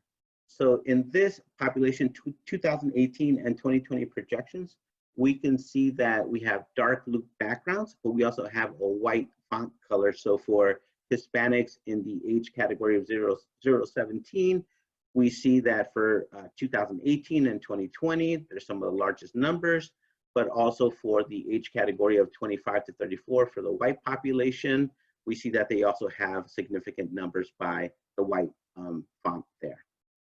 Okay. So let me see if I missed any questions. So we've been getting a lot of great feedback in terms of contrast is definitely an issue for some different places within the workbook within the Tableau for people. There was a question about, is it possible to completely block the inapplicable charts to better focus us on the available data? And that's when you did the ISD detail. You know how everything was grayed out except that one that showed the dots? It was really hard to tell that that's the one thing we should focus on, because it really looks like the entire screen grays out. So I wondered, can we actually get rid of, you know, the others entirely so you only see the direct employment by ISD chart when you move to that detail? Okay. That'd be something for me to research. I can definitely look into that, Christine. We'll take a note of that. Let's see if I can find a, here with Bell ISD, I think it depends, because here when you go into quartiles 1 through 3, if they go in the gray box, it's a little harder to read. When they're outside the gray box, it's easier for them to see the purple dots. So we But definitely I'll look have, into that. yeah, I was gonna say, we definitely have that recorded in the chat because Christine graciously put that in the chat for us so that we can make sure that we don't lose sight of that point. Also, no one asked, but because it has come up before, will people see every ISD for their region within the Tableau dashboard? Okay, I like that planted question. Thank you. So the quick answer is no, you won't see every ISD, and the reason you won't see them is because of FERPA issues. So if a particular ISD did not have enough students where we could, protect their privacy, we just took them out of the data set. Okay. So now we're going to go ahead and share the link with you and let you explore for a couple of minutes, and then we're going to come back to Luis is going to show us some additional tips. So everyone should be seeing the link in the Zoom chat. And because you've had 30 seconds to play around with it, we're going to give you a pop quiz. No, it's just a poll. It's just a poll to get some feedback. So, and I really appreciate all the great feedback that you guys have already been putting in the chat for us. That is awesome. Mm-hmm. So we appreciate the 5s, we appreciate the ADA compliance concerns, and just the visual, can I really tell what I'm supposed to be focused on?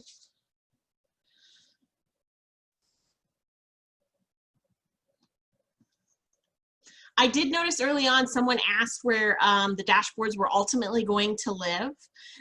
While we have not designated for sure what the final URL will be, but these will be made publicly available on our coordinating board website so that anyone can see them and interact with them.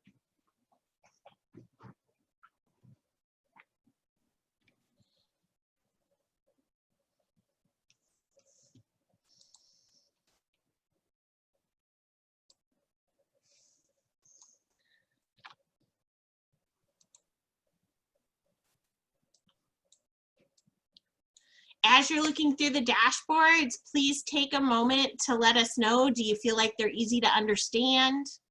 Do you find them easy to navigate? Does the dashboard provide answers to questions you've had about regional data? Because the reason we focused on regional data first is because we know there have been a lot of questions about how we can make that data more versatile for our users. And then also we've asked how you might be thinking about using these dashboards and provided some specific venues that we thought they may be applicable, as well as the opportunity for you to tell us more. So if there's something else that you think would be really valuable, please let us know in the chat.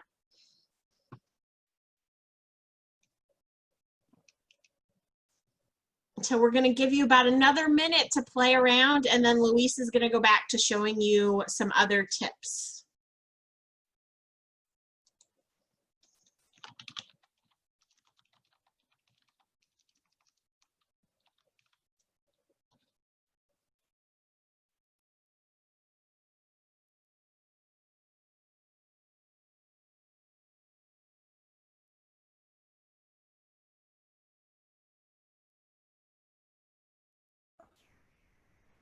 You want me to put questions in the chat or ask them verbally?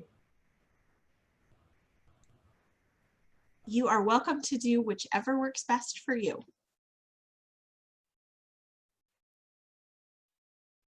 Okay, just let me know when you're ready. Okay, if I could just get everybody to take 10 seconds and do the poll for us. I haven't had anyone give us any feedback yet. Then we will discuss questions that have come up for you.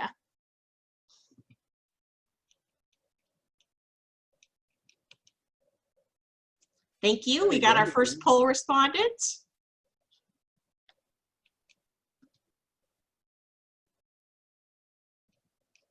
Okay, we're going to leave the poll open for another 15 seconds.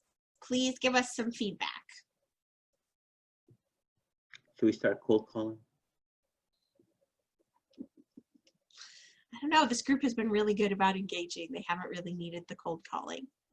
Okay. Thank you. We have 2 out of 6 participants.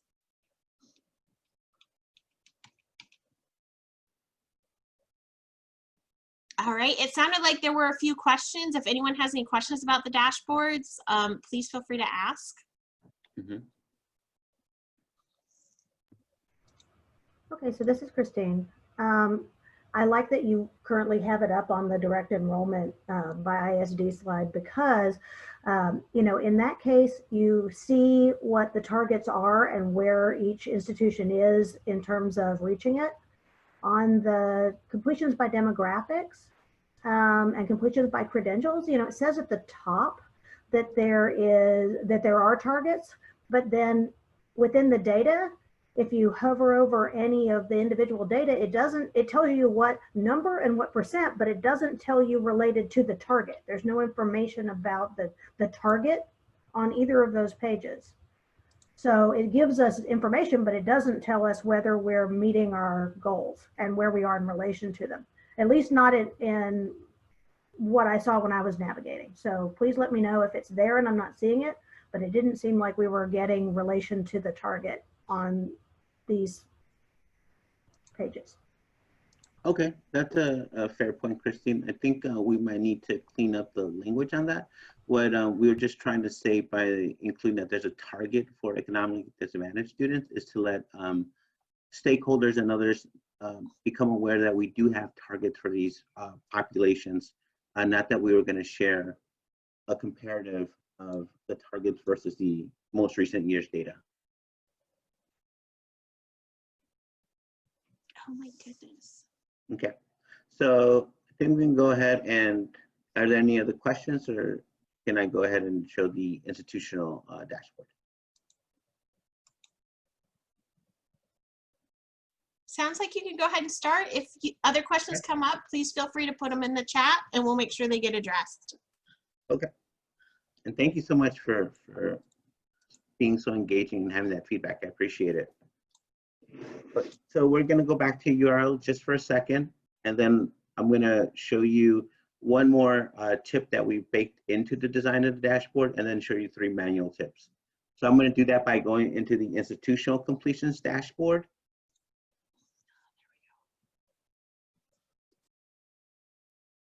Before I go any further, before I go into full screen, right next to full screen, there's a download button. So if you wanted to get this data, the way that you could do it is 3 ways right now. You'll get an image, which is either a JPEG or a PNG. You can also get a PDF, so you can pop it into a report, or you can get a PowerPoint of this view, or you can select how many views you want and put that all into a PowerPoint, so it's nicely formatted for you. What you won't get on any of those is the interactivity. That's just limited to the dashboard on the URL. Okay. So how come we can't download the data? Okay. The reason we can't download the data itself right now is because these completion data include iCuts. And so we're not allowed to show some of the gender, race, ethnicity data for iCuts. So because it's tied into the public data that we have, we can't, it's either all or nothing. At this point, we're still trying to figure out how we can show at least public data. And in case anyone doesn't know, our iCuts is how we refer to our private institutions in Texas. Okay. So this first view here is for very similar to the overview for the regional targets, but this one is just for institutional completions. And one of the first things that I want to show you, you saw that it was on Gulf Coast and it had tied Alvin Community College to it. Once I select a region, it's still going to remember Alvin Community College, and it looks like there's no data there. And that's because Alvin Community College is not in the Metroplex region. But if we go to select an institution, we see all the institutions for Metroplex. So we can pick any of these and see what kind of data comes up. So for example, I'll pick Grayson. Okay. And now with Grayson, it'll show you the progress bar for completions from 2015 to the target that Grayson submitted for 2030. Okay. And it'll show you how they're doing to track toward that progress. Then down below, it'll show you from 2014 to 2018 actual data for Grayson's completion target. So you'll have that for every institution. Okay. So what I want to show you here under public completions by race and ethnicity has to do with our fifth baked in into the dashboard design. So first what we're going to do is we're just going to change this to Metroplex. And oh yeah, I changed. Okay. So oftentimes researchers and others want to not just see the percentages, but they want to see the hard count. So you're looking at the hard counts right now. And someone else might say, well, percentage-wise, what does that mean? We're looking at data here by institution, by year, and by race and ethnicity for Metroplex region. So up here are the filters. And this filter here, select value or percent. Right now we're looking at value, but it's a drop-down menu. You can click on percent. And now you're looking at the percent for that institution, and you're looking at the row to add up to 100. So as you can see for Brookhaven College down here, 25.2% of their completions for 2018 were in the other category. 27.6 were for white, and so on and so forth for Hispanic and African American, and they all total to 100%. Okay. So that's one of the things that we baked into this here as well. And you'll also see it in the independent completions by race. So these, again, are the private institutions of higher education. And you have one for value percent for ethnicity, value percent for gender. So you get to control each one. So we wanted to give you a flexible dashboard that you could go ahead and play around with. Okay. So that's the last tip that we kind of baked into the dashboard. Now I want to show you a couple of tips that are more manual, but are helpful for self-discovery, okay? And we can do it a couple of ways. So for example, if we come down here to total independent completions, you'll see like a little bar graph pop up. It's a vertical bar graph, and it has an arrow pointing to the right. So this helps us sort the data. So right now we're looking at it by year, but if we want to look at a different number, if we want to look at a descending order, okay, we see that 2018 was the highest number of completions for independent institutions in the Metroplex region. And you see the breakdown there. So you don't have to start at 2014, but you can play around with this data and say, well, I want to see the highest. And then if you just click it back again, then it goes back to showing it by ascending order by year. Okay, so that's one of the things that you could do there. Now, so that's tip number one. Let me show you another thing that we can do.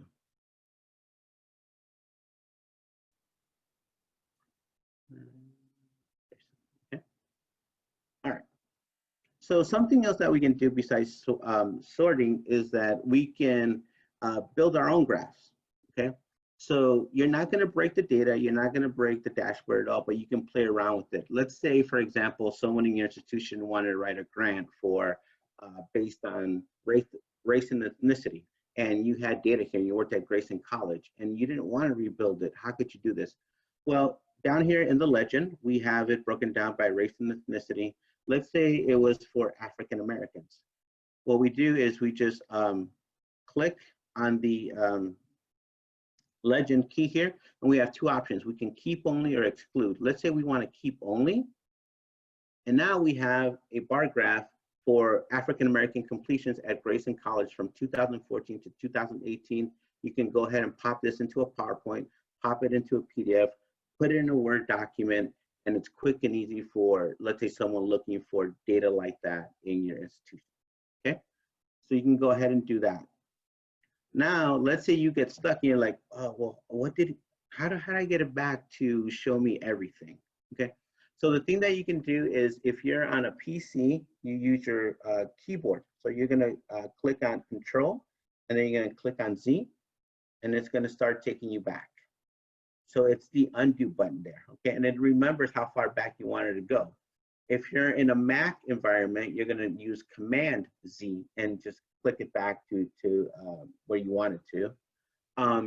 If everything else fails, if you can't remember, like, hey, someone else interrupted you, your train of thought, You can just click out of this window, get back into URL, and it'll go to default view. So you won't break it. Trust me, I've tried. You won't break it, but you have lots of different options here that are at your disposal. Okay, so let me take a moment to see if there are any questions and if I can answer any of them. So far, it's just been people commenting on different pieces and things we might consider adding to clarify, but I didn't see any questions come through. Okay. Let's see. Can't seem to bring up the chat right now. Would you mind sharing on some of the things to help clarify, like? Yeah. So, for example, we had a explanatory text over the grayed out data and cross tabs explaining why it's not available. In other words, FERPA for iCut would be beneficial.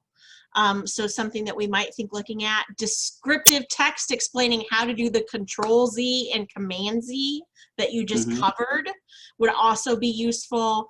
And then we're also are just getting feedback in terms of, you know, I like you give the data source when I hover over the data. People are really excited about that, being able to toggle between percent and actual number. So this group is awesome. We've gotten a lot of engagement in terms of them telling us what they like about the dashboards and also what they think we could improve. So I think that's awesome. Yeah, that's good. That's really good feedback. So we do have one question. Do we have a time frame for when this will go live? Like available for the public? Yeah, like officially available. I know right now we sort of have our soft launch where we're asking for feedback from stakeholders. I don't have a date on that. I think that might be a Ruby question. Okay, and it doesn't look like Ruby's on right now. So Lisa, we will follow up and let you know what the anticipated time frame is for sort of the official widespread launch. But all the data is currently accurate so if I were looking at it and just wanted to be using it as a talking point internally, everything that's in here is already accurate. It's just the format and the technology pieces that are not totally complete. Yes. That's correct.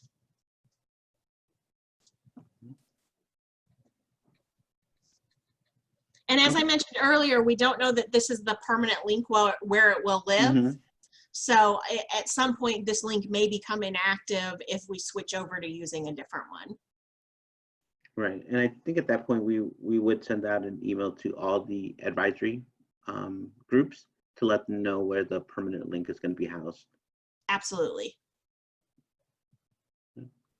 Okay, well, I appreciate all the feedback. Thank you so much. I think it's very valuable. I think it's going to help us get a product out there that, you know, like I mentioned, either you're a seasoned user of the data or you're, you know, just fresh into this world and you will have some questions about, well, where can I find this data, or what does this data mean? Hopefully we can meet both of those sets of expectations. So I think we're actually going to diverge a little bit from what we plan to do, only because we've only got about 20 minutes left. So we definitely encourage you to continue to play around with the dashboard. Let us know if you have any other thoughts. You can feel free to email Luis or myself or Chelsea or Ruby. So whichever of us you happen to interact with, please feel free to just let us know and we'll make sure it gets to the appropriate person for the feedback on the Tableau dashboards. But I just want to make sure we have enough time to cover. There's some key topics I wanted to address and then also give you all an opportunity for if you have any questions. All right, then I will stop sharing. Thank you all very much. Thank you so much, Luis. As always, you did an excellent job walking us through the dashboard.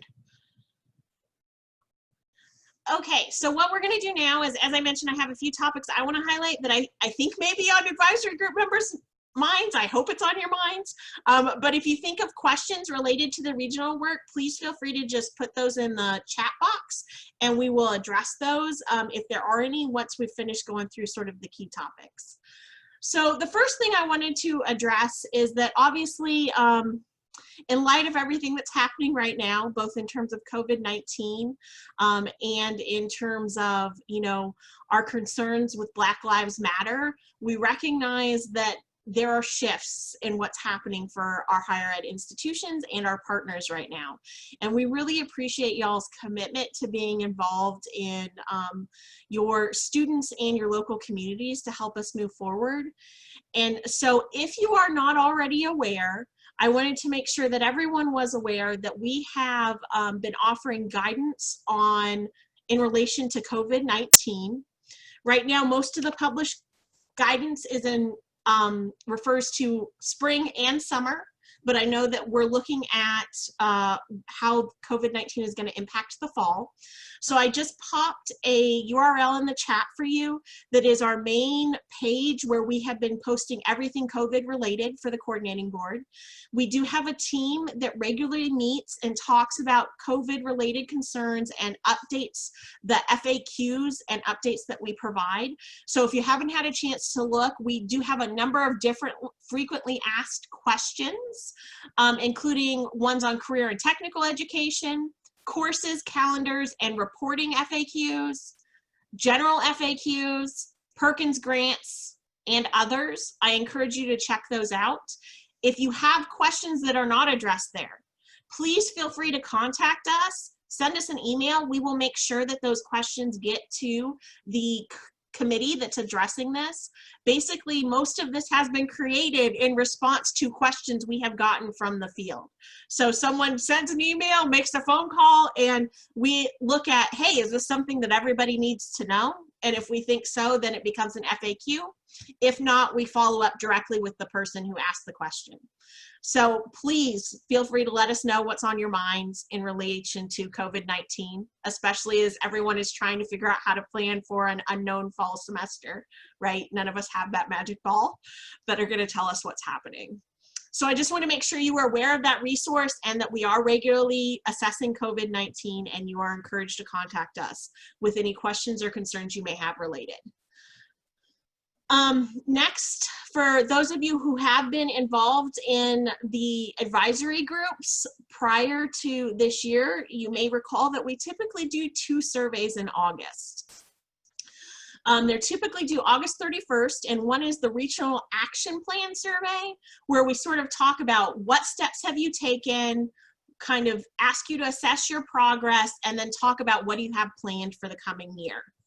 The other piece is the counterpart, which is our institutional supplement surveys, where we ask each institution to provide sort of details about what's been happening and the knowledge level at their institution concerning regional efforts, and to sort of look at where they stand in terms of their completions and their goals and give us input on those. We would still like to collect that. We understand that there has been impacts from COVID-19. And so this year we plan to include some questions that sort of incorporate that opportunity for you to tell us, how do you think COVID-19 has impacted what's happening, or how it's going to impact your planning moving forward. Again, recognizing you don't have a crystal ball that tells you what everything is going to be, but what your current plans are. And so my question for the group is, do you feel like August 31st is still a reasonable timeline for those surveys from your perspectives? And I would encourage people to unmute themselves or type in the chat, whatever you're more comfortable with. But just what are your thoughts on, do you think August 31st still makes sense for those surveys? This is Christine. I think it does, at least from my perspective. We just had our board meeting with our 20 community colleges, and they are still following their traditional deadlines, both for our consortium work and also for their colleges. So I think it would be good to have people go through the process of, reviewing what they've done and setting plans for the next year. Okay, great. Thank you. I appreciate that, Christine. I think the only reason where it might not be advantageous is that so much other planning going on for at that point in time. There's a lot of activity. Our board meets August 13, 14 to approve our budget for the following year. So the run up to that for any given institution is labor intensive and getting ready for classes to start. So that's, you know, if it has to be tied to the end of a fiscal year, I can see that. It's just a very busy time. And I think Mary Jo is resonating with that by her comment in our chat that August may be tough and maybe September is a little bit better. We understand this is, in a normal year, this is a busy ramp up time for institutions, and particularly now when we don't know exactly what's coming. And that's why we wanted to give you the opportunity to sort of give us your initial thoughts on, does it make sense, or would it make more sense for your institutions to push that deadline? So I retract my previous statement because I want to be sensitive to those who need more time. But in my thought on that is our answers might change dramatically after the first couple of weeks of school starting this year. You know, like I say, we don't have that crystal ball, but people are going to set their plans for fall and we're going to do them, but we don't know how they're really going to work until they start to roll. And so by the end of September, when we're a few weeks in and we're seeing, did suddenly COVID numbers explode when we brought them on? Did our numbers that we thought were going to come back to campus really not appear? I think it would give a little bit of time to kind of get into that a little bit and see how much do we have to adjust, because the one where we're planning for our full year to come and how we're going to do, I don't know that we're going to know that in August until we see a little bit of how some of this starts. I agree with Lisa. Yeah, and that does make sense. I mean, and I think the important thing to keep in mind with whatever direction, you know, it's determined makes the most sense, that like we understand here at the coordinating board that everything is fluid, that nobody knows exactly what's coming, right? And that it may be the case that we put out a plan, but that plan has to be modified, right? Because of unexpected circumstances. So I just want you to know that we're definitely very cognizant of the fact that even if you do tell us the plan, that doesn't mean that you necessarily will be able to stay on track with that plan for the whole year. So, okay. I really appreciate you guys' thoughts. If anyone has anything else they would like to add, I would welcome that. Otherwise, one concern on the delay is that the money that's, I mean, it's a minimal amount of money, but that we have the $5,000 that we use for some of that, and that being tied to the fiscal year, kind of like Christine mentioned. So is that problematic for it? Okay, so if you are not aware, we have gone ahead and extended the grant money deadline for this year. So money that had to be spent by August 31st of 2020 now has to be spent by August 31st of 2021. So, and if that has not happened for some reason for your group and it needs to, please reach out to Luis and he can make sure to get you on track for that. So we have already done that, and we obviously haven't made any decisions about the grant that ends in 2021 because at this point it doesn't seem necessary to do that. But obviously, depending on how things would go, if we needed to do another extension, then that would definitely be a consideration. So thank you for that, Lisa. Okay, so then the other thing that I thought would likely be on people's minds is target projections. So pretty much all along since we have started talking about the 60 by 30 plan, and since we put in regional, added the regional piece in year 2, we have talked about year 2020 as a good time to sort of look at the plan and decide if modifications are needed. So I will say that our leadership at the coordinating board is looking at the overall plan, and it is, excuse me, it has not been determined at this point if there will be changes, but if there are, that will be communicated down as appropriate for institutions. Excuse me. Sorry, I feel like I have something in my throat. Anyways, that as it impacts us, then we will let you know. But really right now, especially with the unanticipated changes that have come about because of COVID-19, our approach really is just to make sure that rather than being focused on what the specific target is and whether we're meeting it and whether that needs to be changed, that really we just want to encourage institutions to continue to keep their focus where it always is, which is, are you doing what's in the best interest of your students? And are you serving your students to the best of your ability? So, excuse me. So I just want to make sure that you all are aware that that's sort of our thinking right now. Is it doesn't seem like the best time to reset targets with so much unknown, but we definitely just want to make sure we're all focused on serving our students. But if you have any feedback concerning, if you feel like aspects of the target are off, or if you have concerns, I would encourage you to reach out to Chelsea or myself, and we will be happy to convey that along. But right now, as I said, we just want to, that focus on our students, which I know is on everyone's mind, is what's most important.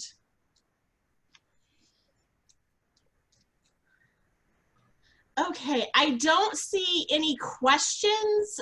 So unless there's a question that someone hasn't typed in the chat, I would encourage Chelsea, if you have any thoughts you would like to add based on our session today, I would welcome those. If you don't, that's okay. I don't have anything to add, but I think this was a good time for us to be meeting again, and hopefully this will bring some momentum back. I know obviously things are crazy right now, but I know there was a military credit meeting in the works, so hopefully in the coming months, maybe we can start to reconvene and start talking more about some of the things that we already had the ball rolling on, and kind of continue that momentum. Okay. Then I just would like to take this opportunity to really thank you for giving up your time today and really being engaged and going through this process with us. I want to thank Rachel again for doing an excellent job for us on the training. Thank Luis for his work in working us through the dashboards. And then I would like to encourage you to please complete a survey for us. So I have sent a link to everyone's emails, as well as popped it in the chat here. We decided this would be a good opportunity to actually gather feedback on two things. One is obviously your thoughts on this training and meeting, and the other is just your thoughts on regional work in general. It's a very quick survey, should not take you long to do, but would ask that you please give us some feedback, because that will help us as we continue planning both for training and for regional efforts moving forward. So thank you so much, and I think we're ready to close.